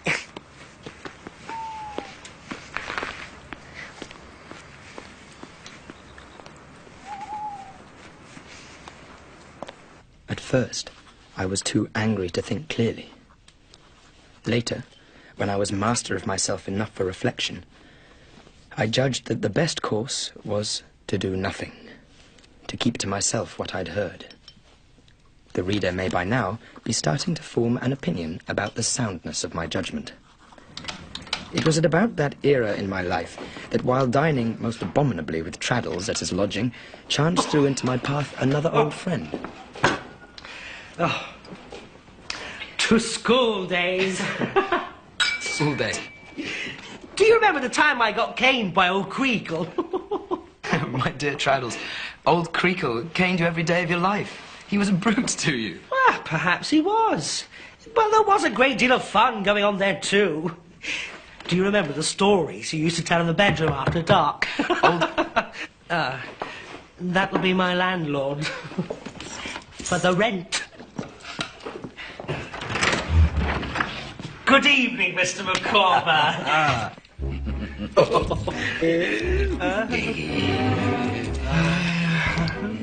Mr. Micawber, how do you do? Well, sir, you are exceedingly obliging. I am in statu quo. And Mrs. Micawber? She is also, thank God, in statu quo.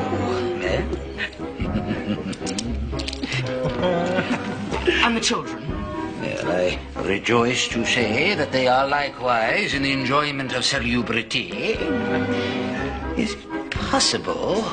Have I the pleasure of again beholding Copperfield? Mr. Micawber, it's so good to see you again. My dear Copperfield. Mrs. Micawber! Mrs. Micawber! Mrs. Micawber! My dear, here is a gentleman of the name of Copperfield who wishes to renew his acquaintance with you.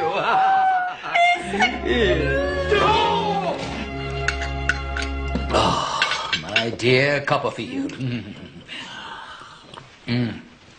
Oh, this is luxurious. This reminds me of a period when I and mine were in easier circumstances. Circumstances difficult, Mr. Micawber? Until recently, I was engaged in the sale of corn upon commission. It was not an avocation of a remunerative description. It did not pay, Mr. Copperfield. Mr. Micawber is at present without any suitable position or employment. Where does that responsibility rest? With society. What Mr. Micawber has to do is throw down the gauntlet to society and say, in effect, show me who will take that up. Let the party immediately step forward. How is this to be done, exactly? By advertising in the papers. It appears to me that what Mr. Micawber has to do in justice to himself, in justice to society, is to advertise in all the papers. Yes.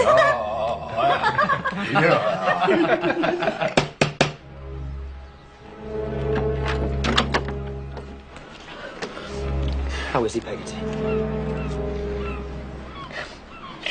He's going out with the tide.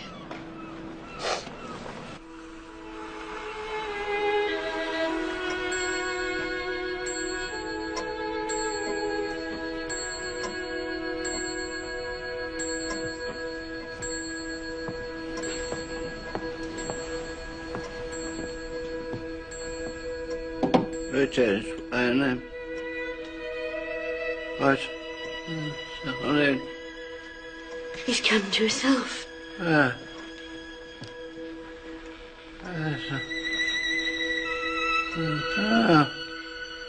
Marcus, my dear.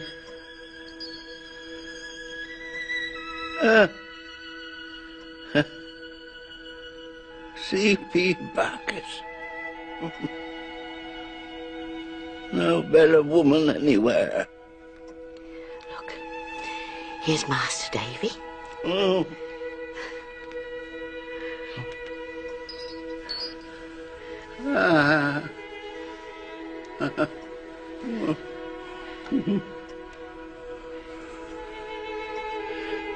Bacchus is willing.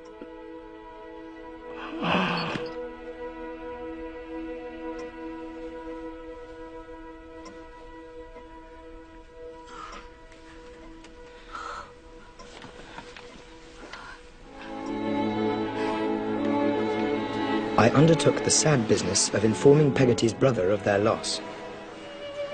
I had no idea that I was about to learn of a far greater one.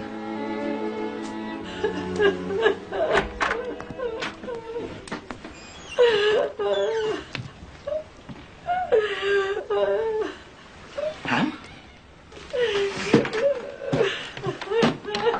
Ham, what's the matter?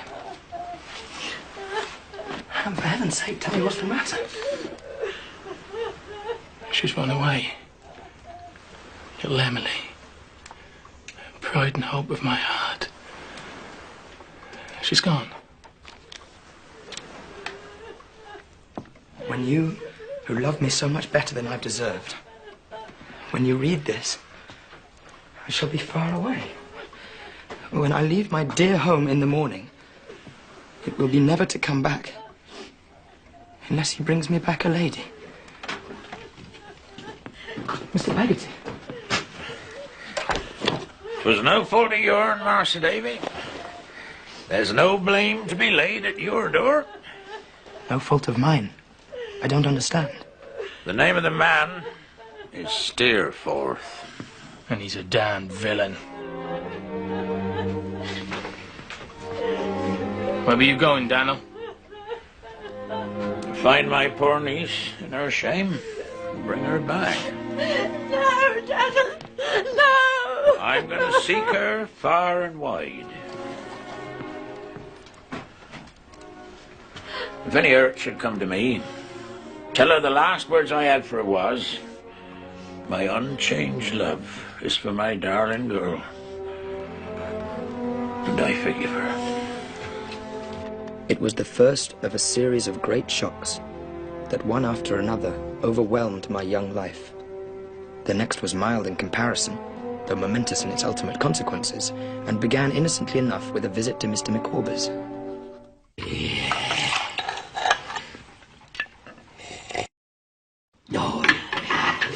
My dear friends, you may possibly not be unprepared to receive the intimation that something has turned up. I am about to establish myself in one of the provincial towns of our favored island in immediate connection with one of the learned professions. You therefore find us on the brink of migration and will excuse any little discomforts incidental to that position. My family may consider it a banishment, if they please. But I am a wife and a mother, and I never will desert Mr. Micawber. I consider it no sacrifice to immure myself in a cathedral town. You're going to a cathedral town? To Canterbury. I have entered into arrangements by virtue of which I stand pledged and contracted to Mr. Uriah Heep. Uriah Heep? To assist and serve him in the capacity of confidential clerk. Are you acquainted with Mr. Heep? Yes, I am indeed, ma'am. And I feel it my duty to warn you against him. My dear Copperfield, I am bound to state to you that it was the prudent suggestion of Mrs. Micawber that has conduced to this result. The gauntlet to which you referred upon a former occasion being thrown down in the form of an advertisement was taken up by my friend Heep. Your friend? Well, so I flatter myself. I know Uriah Heep. I've known him since I was a boy. He is a false, scheming creature. No, Traddles, you'll bear me out. He's a man not greatly admired in the profession, sir, but much feared. Well, these are opinions to give one pause, indeed, but certain pecuniary engagements having been entered into upon either side, grave difficulties must be anticipated in any attempt by me to extricate myself from. In short... Mr. Heep has settled all our debts, Mr. Copperfield. There can be no going back. Oh, Hey! No! The Micawbers duly left for Canterbury. I heard regularly from Agnes, and though nothing in her letters gave me particular cause to feel anxiety for them, or her, I remained uneasy. Mr. Copperfield, would you step in here a moment?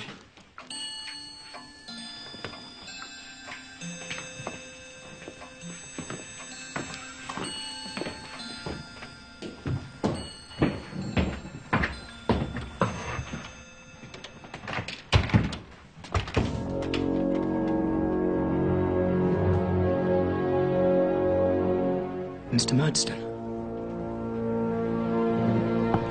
Miss Murdstone?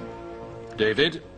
Miss Murdstone, have the goodness to show Mr. Copperfield what you've shown me.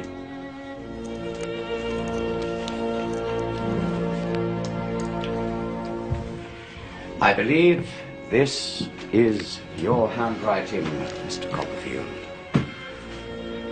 It is, sir. Thank you, Miss Murdstone. We won't detain you further. But my brother and I have come here today in spite of the fact that he lost his wife a month ago and is in mourning, as you can see. Jane Murdstone, enough. My private grief is not at issue here. My sister has a great deal more to say, sir. Your sister, Mr. Murdstone, has done her part. It is now between myself and Mr. Copperfield. Very well. I protest! Jane! But Mr. Copperfield's behaviour has been abominable. Jane Murdstone!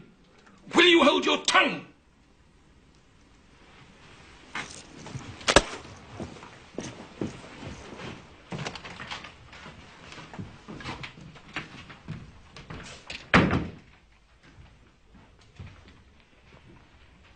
Well, Mr. Copperfield, have you anything to say?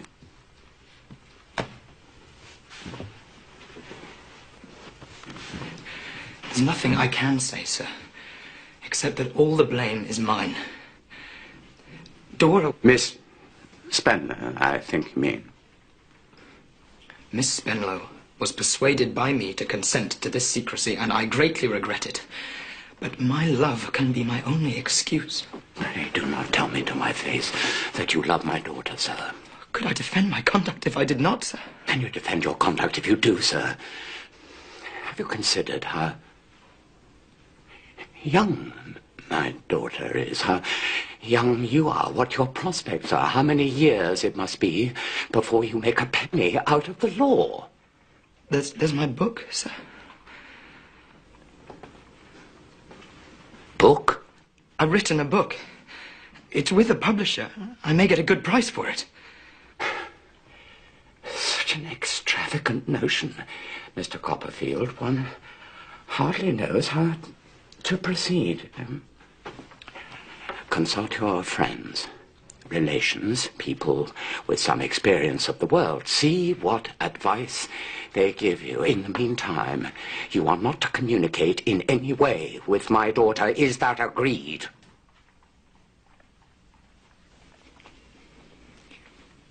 Yes, sir. On your honor. As a gentleman. On my honor as a gentleman.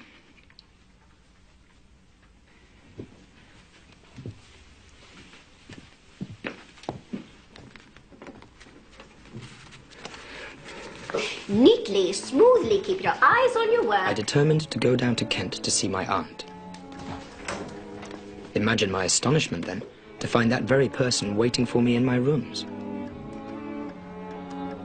My dear aunt. What an unexpected pleasure. Trot, how are you? Mr. Dick, how do you do, sir? How do you do, sir? Aunt, wouldn't you be more comfortable on the sofa? No, I prefer to sit upon my property. As you wish. Well, Trot, have you got to be firm and self-reliant? I hope so. What do you think? I think so. Oh, then why, my love, do you think Betsy Trotwood prefers to sit upon this property of hers? I don't know. Because it's all she's got. Because she's ruined. Ruined? Betsy Trotwood had a certain property. Against the advice of her man of business, I allude to Mr. Wickfield. She invested in a gold mining venture and lost. Then she invested in a banking venture and lost again. Finally, she invested in a shipping venture and was sunk and sent straight to the bottom. I have considered the position, Copperfield. I have even discussed the matter with, Mr. Jorkins. Prima facie, I can see no grounds, legal grounds, that is, to cancel the agreement your aunt signed or to return to her the money she paid. Of course, if it was left to me alone, but, you know, Mr. Jorkins. Spenlow, I'll return later. You won't mind if I put my case directly to Mr. Jorkins, sir? By all means. But please excuse me. I have an appointment at the Lord Chancellor's office. I must be going. I'm sorry to say I can't advance your object, Copperfield. And I, too, have an appointment at the bank. Sir, my aunt can no longer give me an allowance. If I'm obliged to continue working here with no salary, how am I to live? I see your difficulty, Copperfield, indeed I do. But if Mr. Spenlow objects... Personally, he does not object, sir. Personally? Personally? Oh, but I assure you, there is an objection. It's hopeless, I'm afraid. And now I really have got an appointment at the bank. Well, if they won't, they won't. There's nothing to be done about it. Therefore, let us look the case of Betsy Trotwood in the face and see how it stands. Mr. Dick! Mr. Dick has his 100 a year, thank God. I have a little ready money in the cottage, that's all. The cottage must be let, Aunt. Oh. But there is a small room upstairs I could take for Mr. Dick. Yes? And you could have my bedroom. No. I'll take the sofa. As to money, well, there's my book. If I can only get a good price for that, I can be free of Doctor's Commons and marry Dora into the bargain. Trot! Oh, Trot! Quiet down! Trot! You fancy yourself in love. I adore her with my whole soul. Dora Spenlow? She's very fascinating, I suppose. My dear Aunt, nobody can form the least idea of what she is. Not silly. Silly? Not light-headed. Light-headed? Well, I only ask. In any case, we must meet reverses boldly and not suffer them to frighten us. We must learn to act the play out. We must live misfortune down, Trot. I went down to Kent, quickly concluded the business of the cottage, then went to Mr. Wickfield's house, where I was to dine with him and Agnes.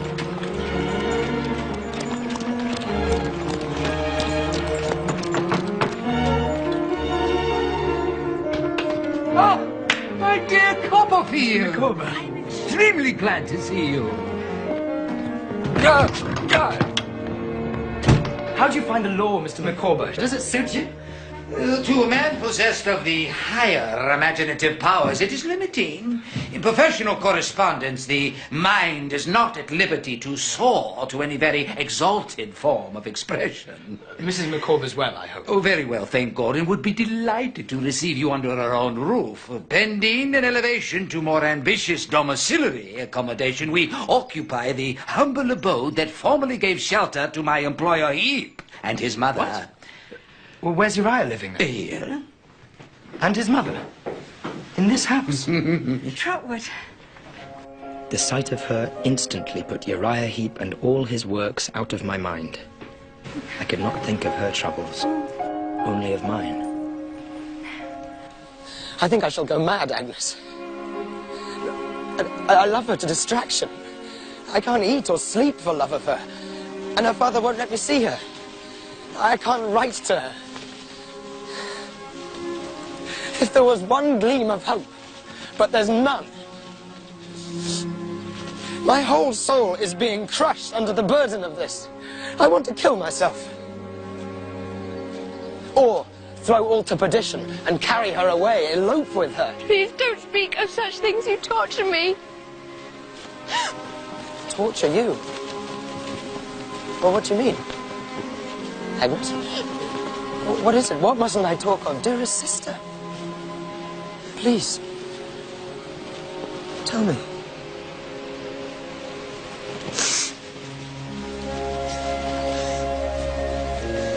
I don't care to hear you talk of wild, impossible things, Trot. Of elopement.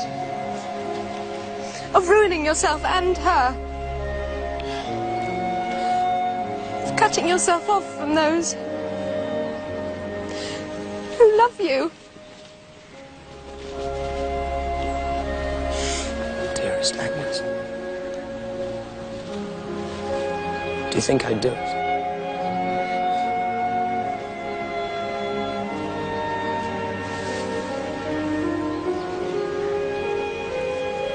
I don't know, Trot.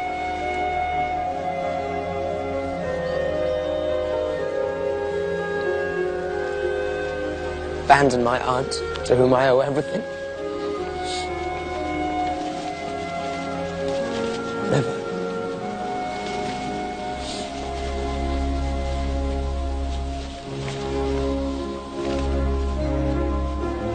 And yet, sometimes at dead of night, when I cannot sleep, I seem to hear a demon voice whisper, "If only you had the courage."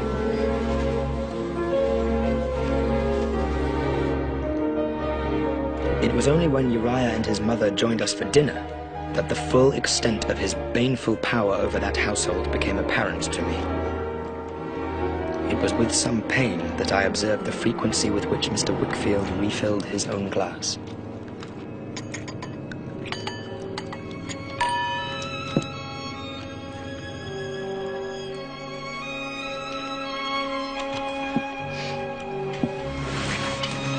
Shall we withdraw, Mum?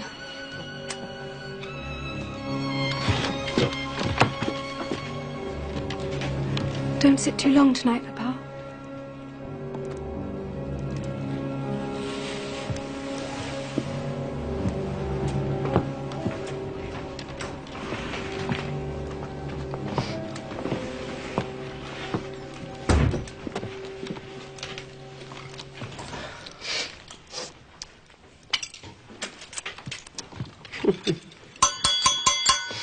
You know, we seldom see our present visitor, and I should propose to give him welcome in a glass. Mr. Copperfield, your health and happiness. Oh, come, fellow partner, I'll give you another one. To Agnes Wickfield.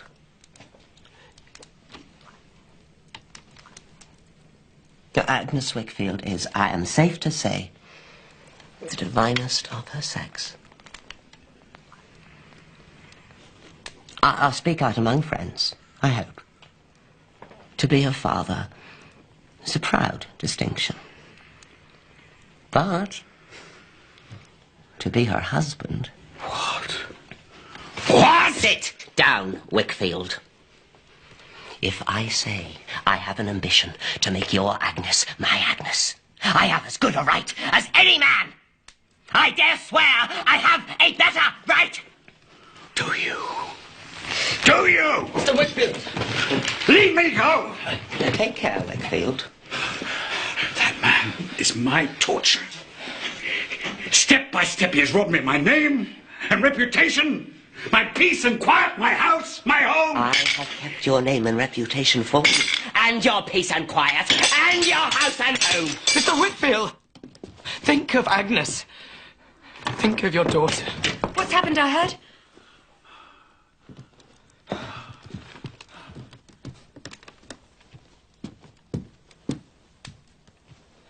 Come, Papa.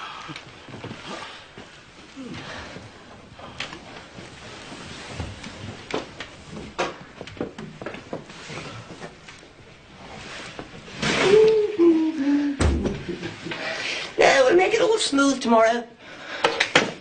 Mr. Wickfield understands his interests. And he's not in liquor.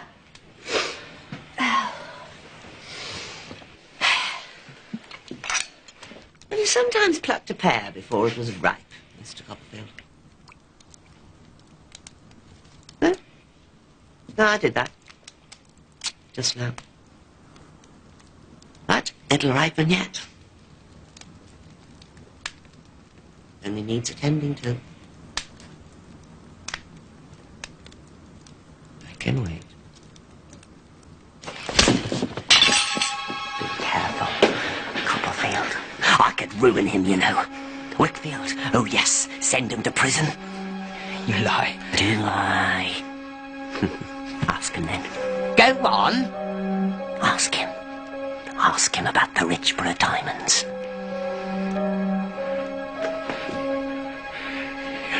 Abominable. Liar.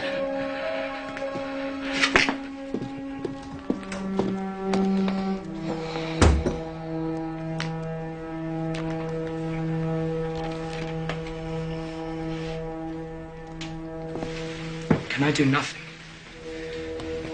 I who burden you with my own sorrows. No. Agnes, you'd never sacrifice yourself out of a sense of duty. You'd never bestow your hand on that man. I would kill myself first. I think perhaps I shall never bestow my hand on any man.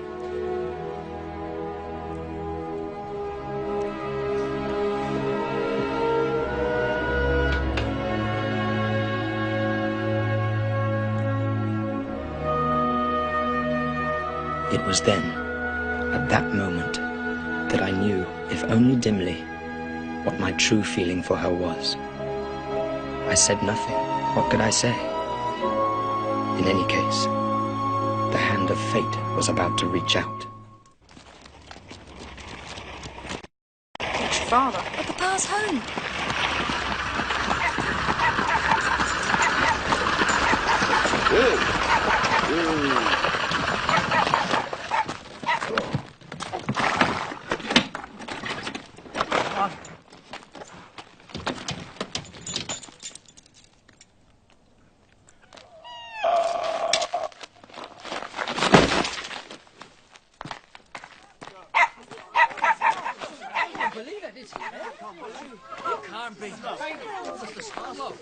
Dead. Hart. These are the articles you signed with Mr. Spenlow. Now that he is dead, Mr. Jorkins? Precisely, yes. Now that he is what you mentioned. The articles cease and determine. So also does your employment here. In ordinary circumstances, your aunt would be entitled to have part of the money she laid down reimbursed by the estate of the deceased, Mr. Jorkins? Precisely, yes. By what you mentioned. But alas, the circumstances are not ordinary, very, very far from ordinary. There is no money. There must be some. Not a penny. Mr. Spenlow had, it seemed, been running through money far in excess of his income. The house? Rented. The carriage? Hired. Then what is to become of Miss Spenlow?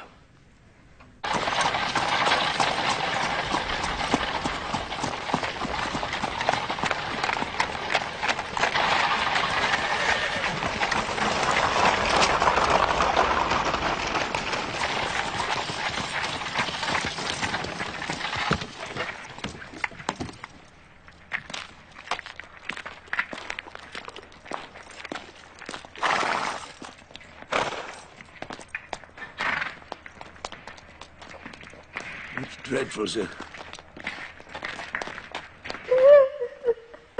Dora? Dora? There's no money. I don't know what to become of me. Dora. If you desert me now, I'll die. I know I'll die.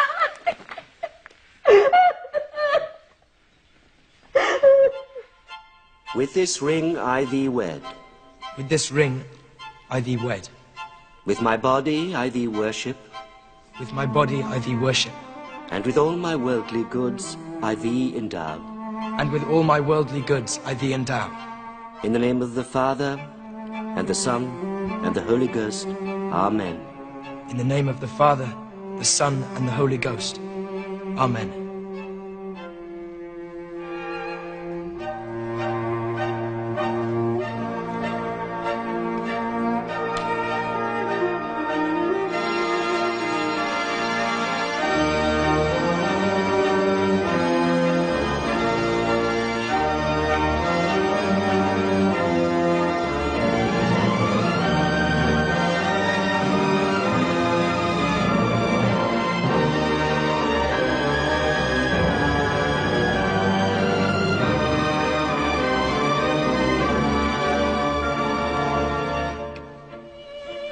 Now, you foolish boy.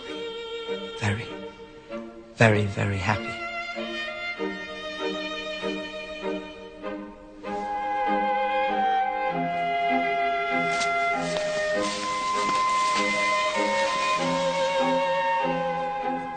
But was I happy? I sold my book. The price was not great, but sufficient. Dora and I took a cottage on the northern height of London, while my aunt and Mr. Dick stayed on in my old lodgings. We had a slattern of a servant called Mary Ann, whose written recommendation proved to be a greater work of fiction than I would ever dare attempt. Her expenditure was quite phenomenal, but we never had anything in the house. They won't come right. Horrid bills. Horrid numbers. They won't do anything I want. They make my head ache, sir. You do nothing to help me, you nasty husband.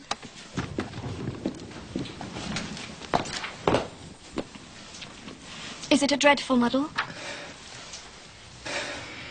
It's a bit of a one, my love. I'll see to this tomorrow. Why not now and teach me? Because I'm behind with my writing.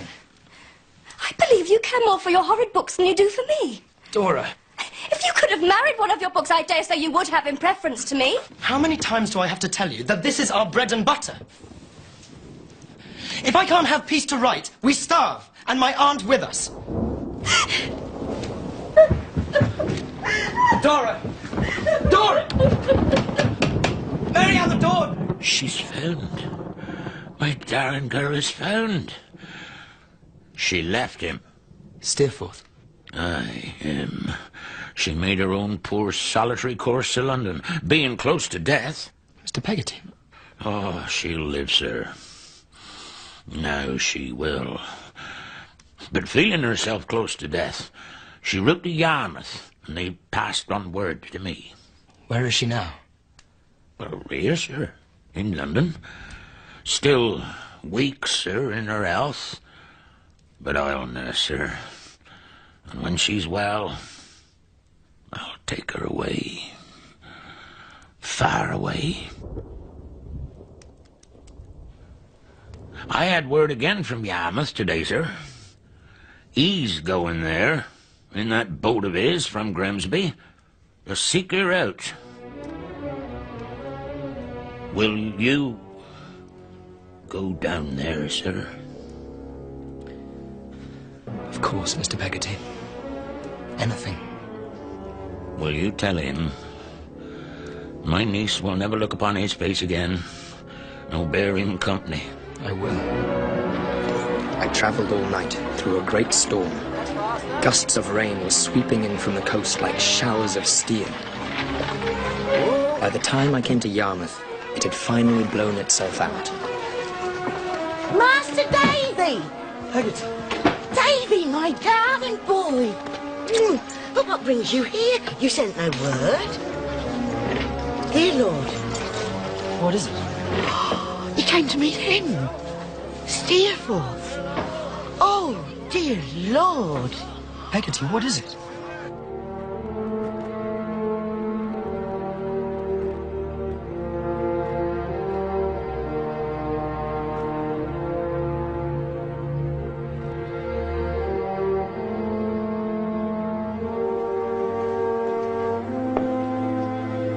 His boat foundered in the storm, close to shore.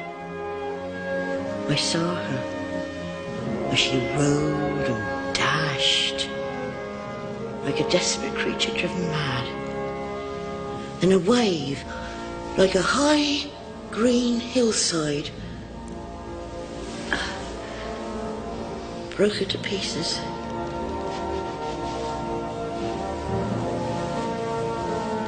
He lay as if asleep, as I had often seen him lie at school.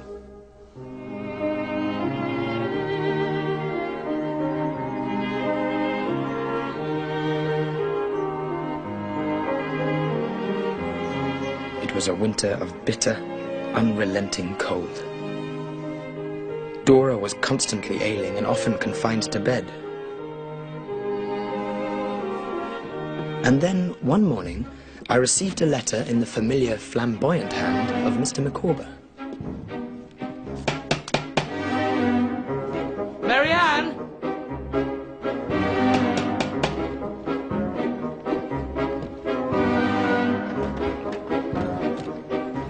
My dear Aunt, Traddles! Oh, he's had the same.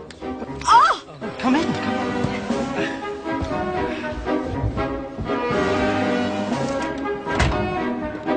Most secret and confidential.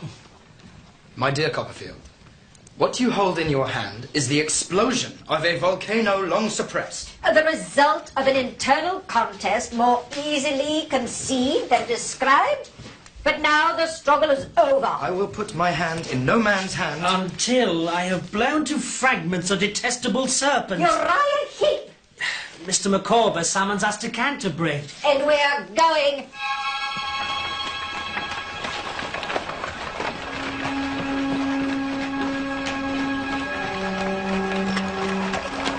He's here.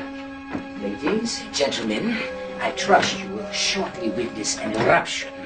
Mr. Copperfield, Mr. Traddles, remember, when I give the word, pounce.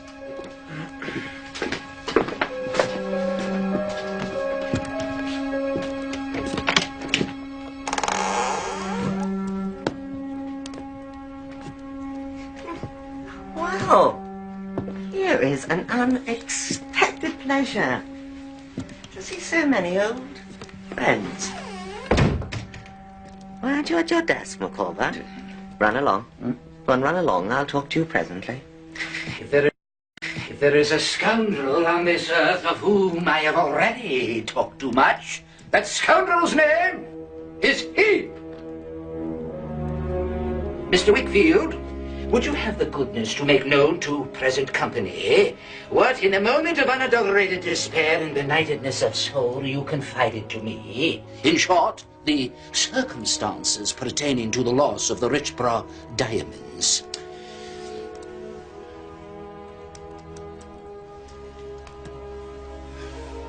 These valuable jewels were entrusted to me by a client, Sir George Richborough. At his direction, I took them to London to be sold. In London, I mislaid them. No. You were drunk, Mr. Wickfield. And you lost them.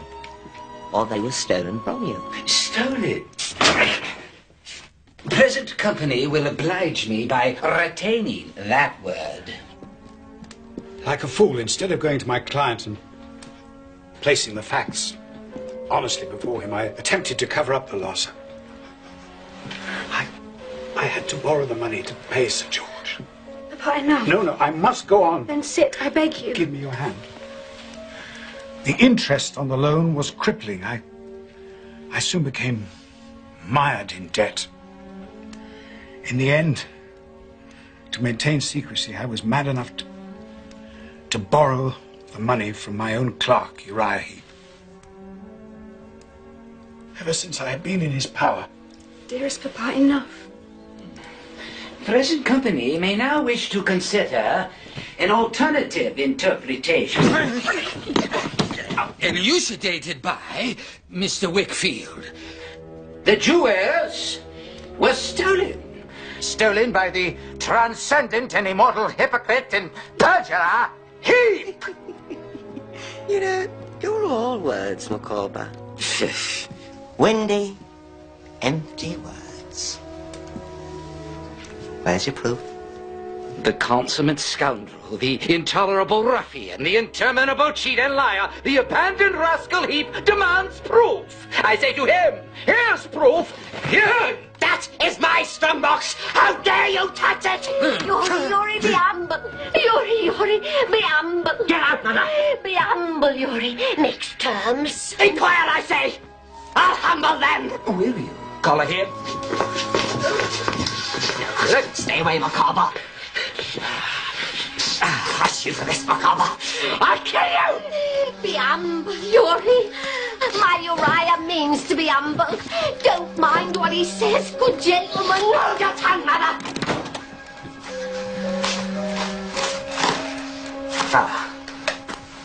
Oh! The Richborough diamonds. How did you know, Micawber? How did you know they was there?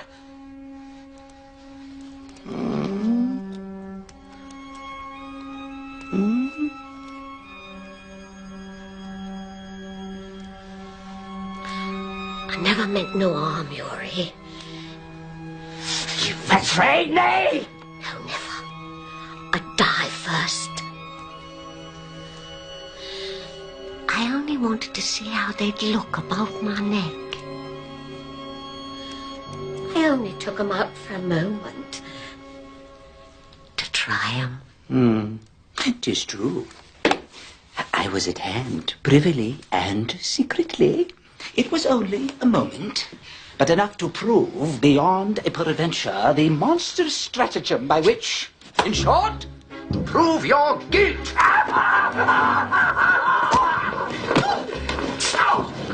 My lord!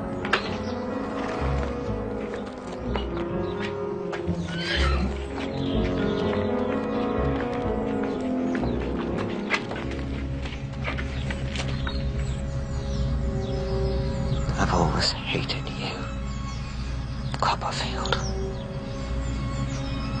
You've always been an upstart. You've always been against me.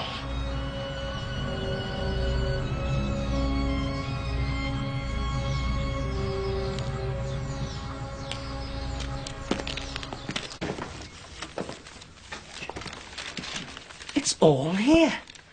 Every penny he embezzled and stole. He hoarded it all. My property, Trot. I've got it back. But Aunt, I thought you said you'd lost it. It was all invested here with Mr. Wickfield. I thought 'twas he that made off with it. That's why I kept silent. That's why I made up that story. It was noble of you, Mum. You saved his reputation. Which is the same as saying that you saved his life. Is he sleeping? How can I ever thank you?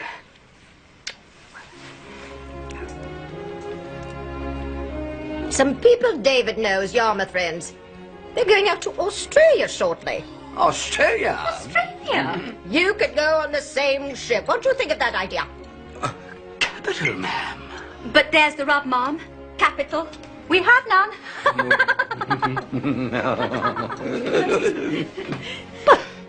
Your husband has done a great service, Mrs. Micawber. If you lack money, I'll furnish it. I could not receive it as a gift, ma'am. Mr. Micawber's pride would not permit it. If, however, a sufficient sum could be advanced, say at 5% interest per annum upon my personal liability, say my notes of hand at 12, 18, and 24 months respectively, to allow time for something to turn up. Here. I have a strong conviction that Australia will prove to be the legitimate sphere of action for me in mind. In short, that something of an extraordinary nature will turn up upon that wild and distant shore.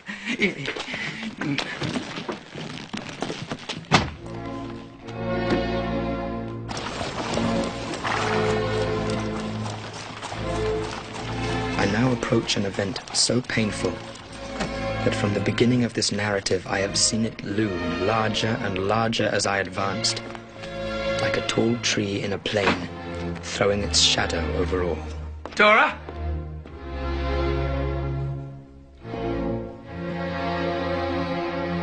It was the servant, Mary Ann, who had robbed us and then run off, leaving Dora alone in a state of terror and distress. Dora. Dora.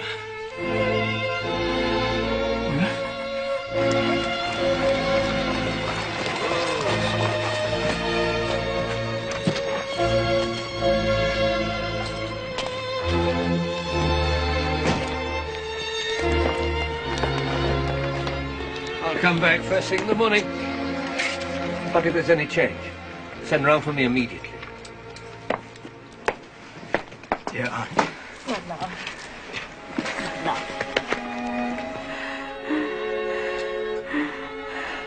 Over the next few days, she grew worse.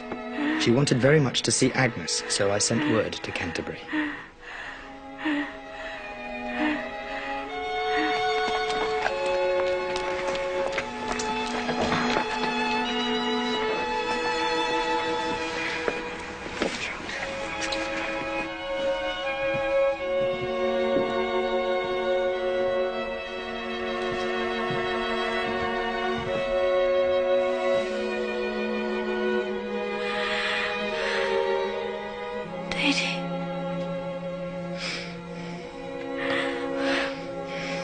I want to say something.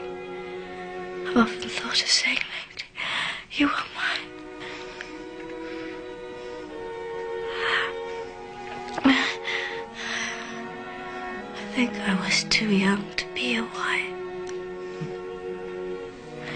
Not in years only, but in experience, thoughts and everything.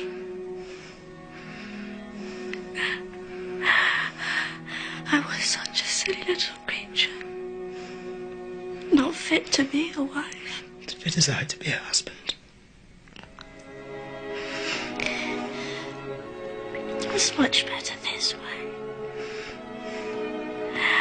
In the end, I would have wearied you and disappointed you.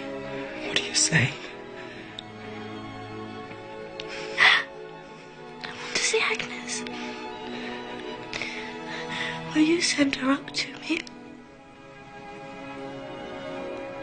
I want to see her quite alone.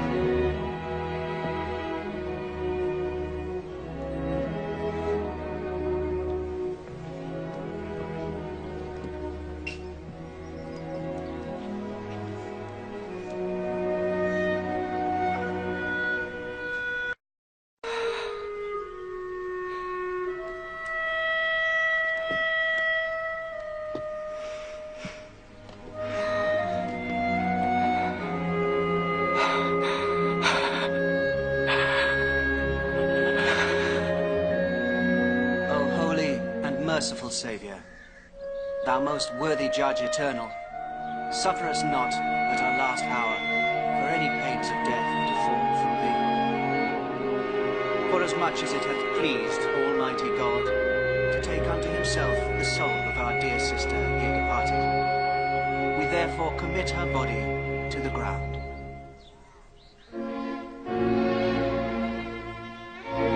Earth to earth, ashes to ashes, dust to dust.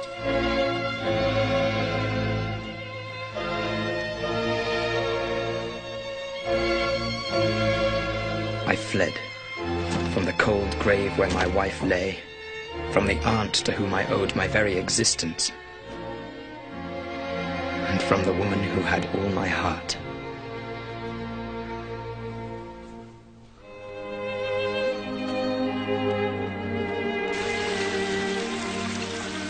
For 3 years I wandered through Europe, until finally I settled in Switzerland. I wrote more books. My fame and reputation grew, but I had no thought of ending the exile I had chosen, until one day the nightmare of my past rose up again.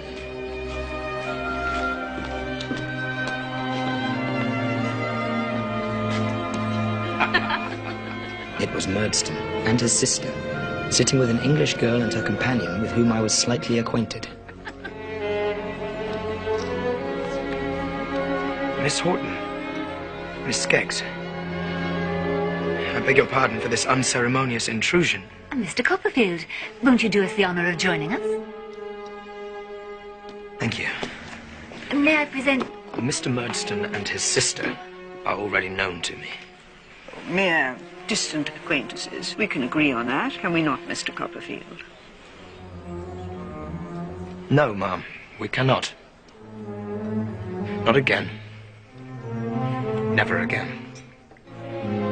Mr. Murdstone is my stepfather. He charmed my mother into marriage. He wanted her fortune, small though it was.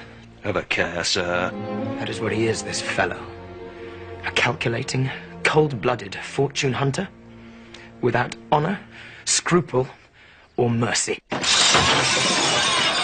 Be silent! I have been silent too long. I will be silent no more. Edward, come away. Hold your tongue. He bullied and harried my poor, weak mother into her grave. Yes, she was weak. But it was not I who preyed upon her weakness. It was her own son, who drained her of the strength that she needed with his wild behavior and importunate demands. You killed her as deliberately and as pitilessly as if you had thrust a knife into her heart. Repeat that in England, sir. Repeat that in a place where you cannot evade the laws of slander. I'll do better than that. I'll write it. I have a certain fame. I'll use it. I'll make sure that you are yet more widely known than I am. Universally known as the black-hearted thief and murderer that you are.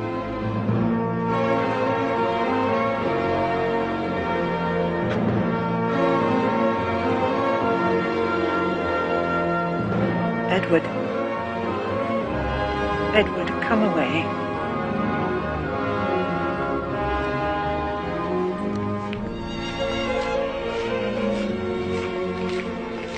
Before another hour had passed, I was at my desk composing this present narrative. As I finished each page, no, each sentence, each word, the black night of my boyhood melted away until I stood at last in the light, a man.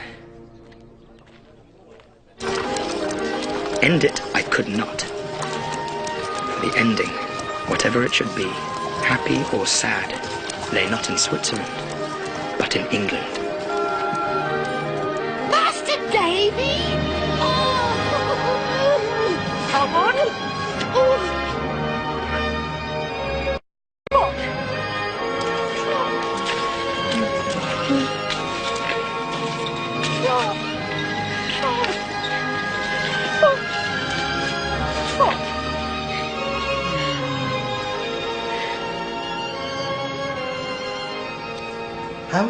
How's Agnes? Well, very well. And as good and beautiful as ever. If I knew higher praise, I would bestow it on her. Has she any admirers? Scores. She could have been married 20 times since you've been gone. I wonder why she has not. I suspect she has an attachment. Do you know the man? She's never confided in me. But I think I know the man. I think I know the man very well. So, will you go over to Canterbury and see her? Are you sure she would welcome it? Mr. Dick? What should he do? hire a horse and ride to Canterbury tomorrow.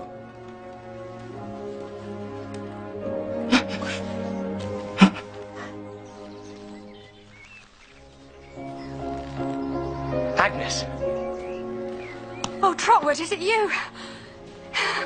Is it really you? It is. How well you look. And you. Are you...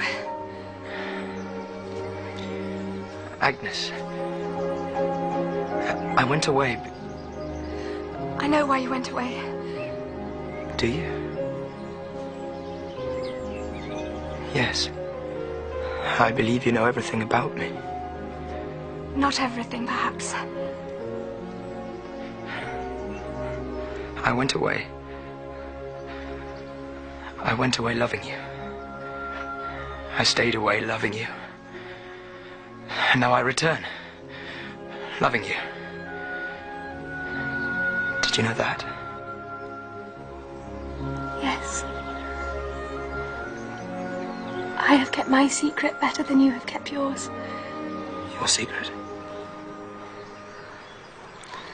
I have loved you all my life.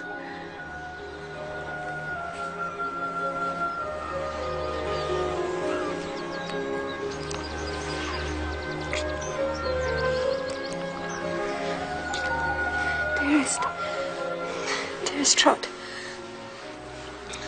there is one more thing I have to tell you. The day she died, Dora sent you for me. I was with her at the end. She made a last request to me. That one day I would take her place by your side.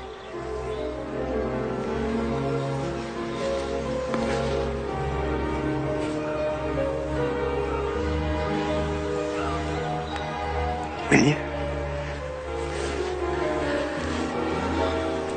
I will.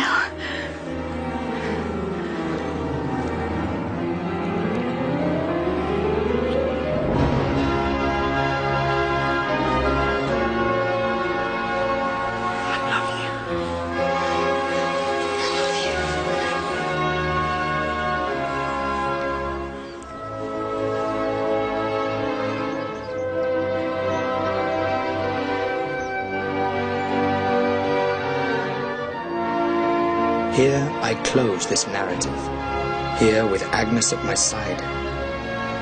Agnes, Agnes, Agnes, may you so be near me when I close my life.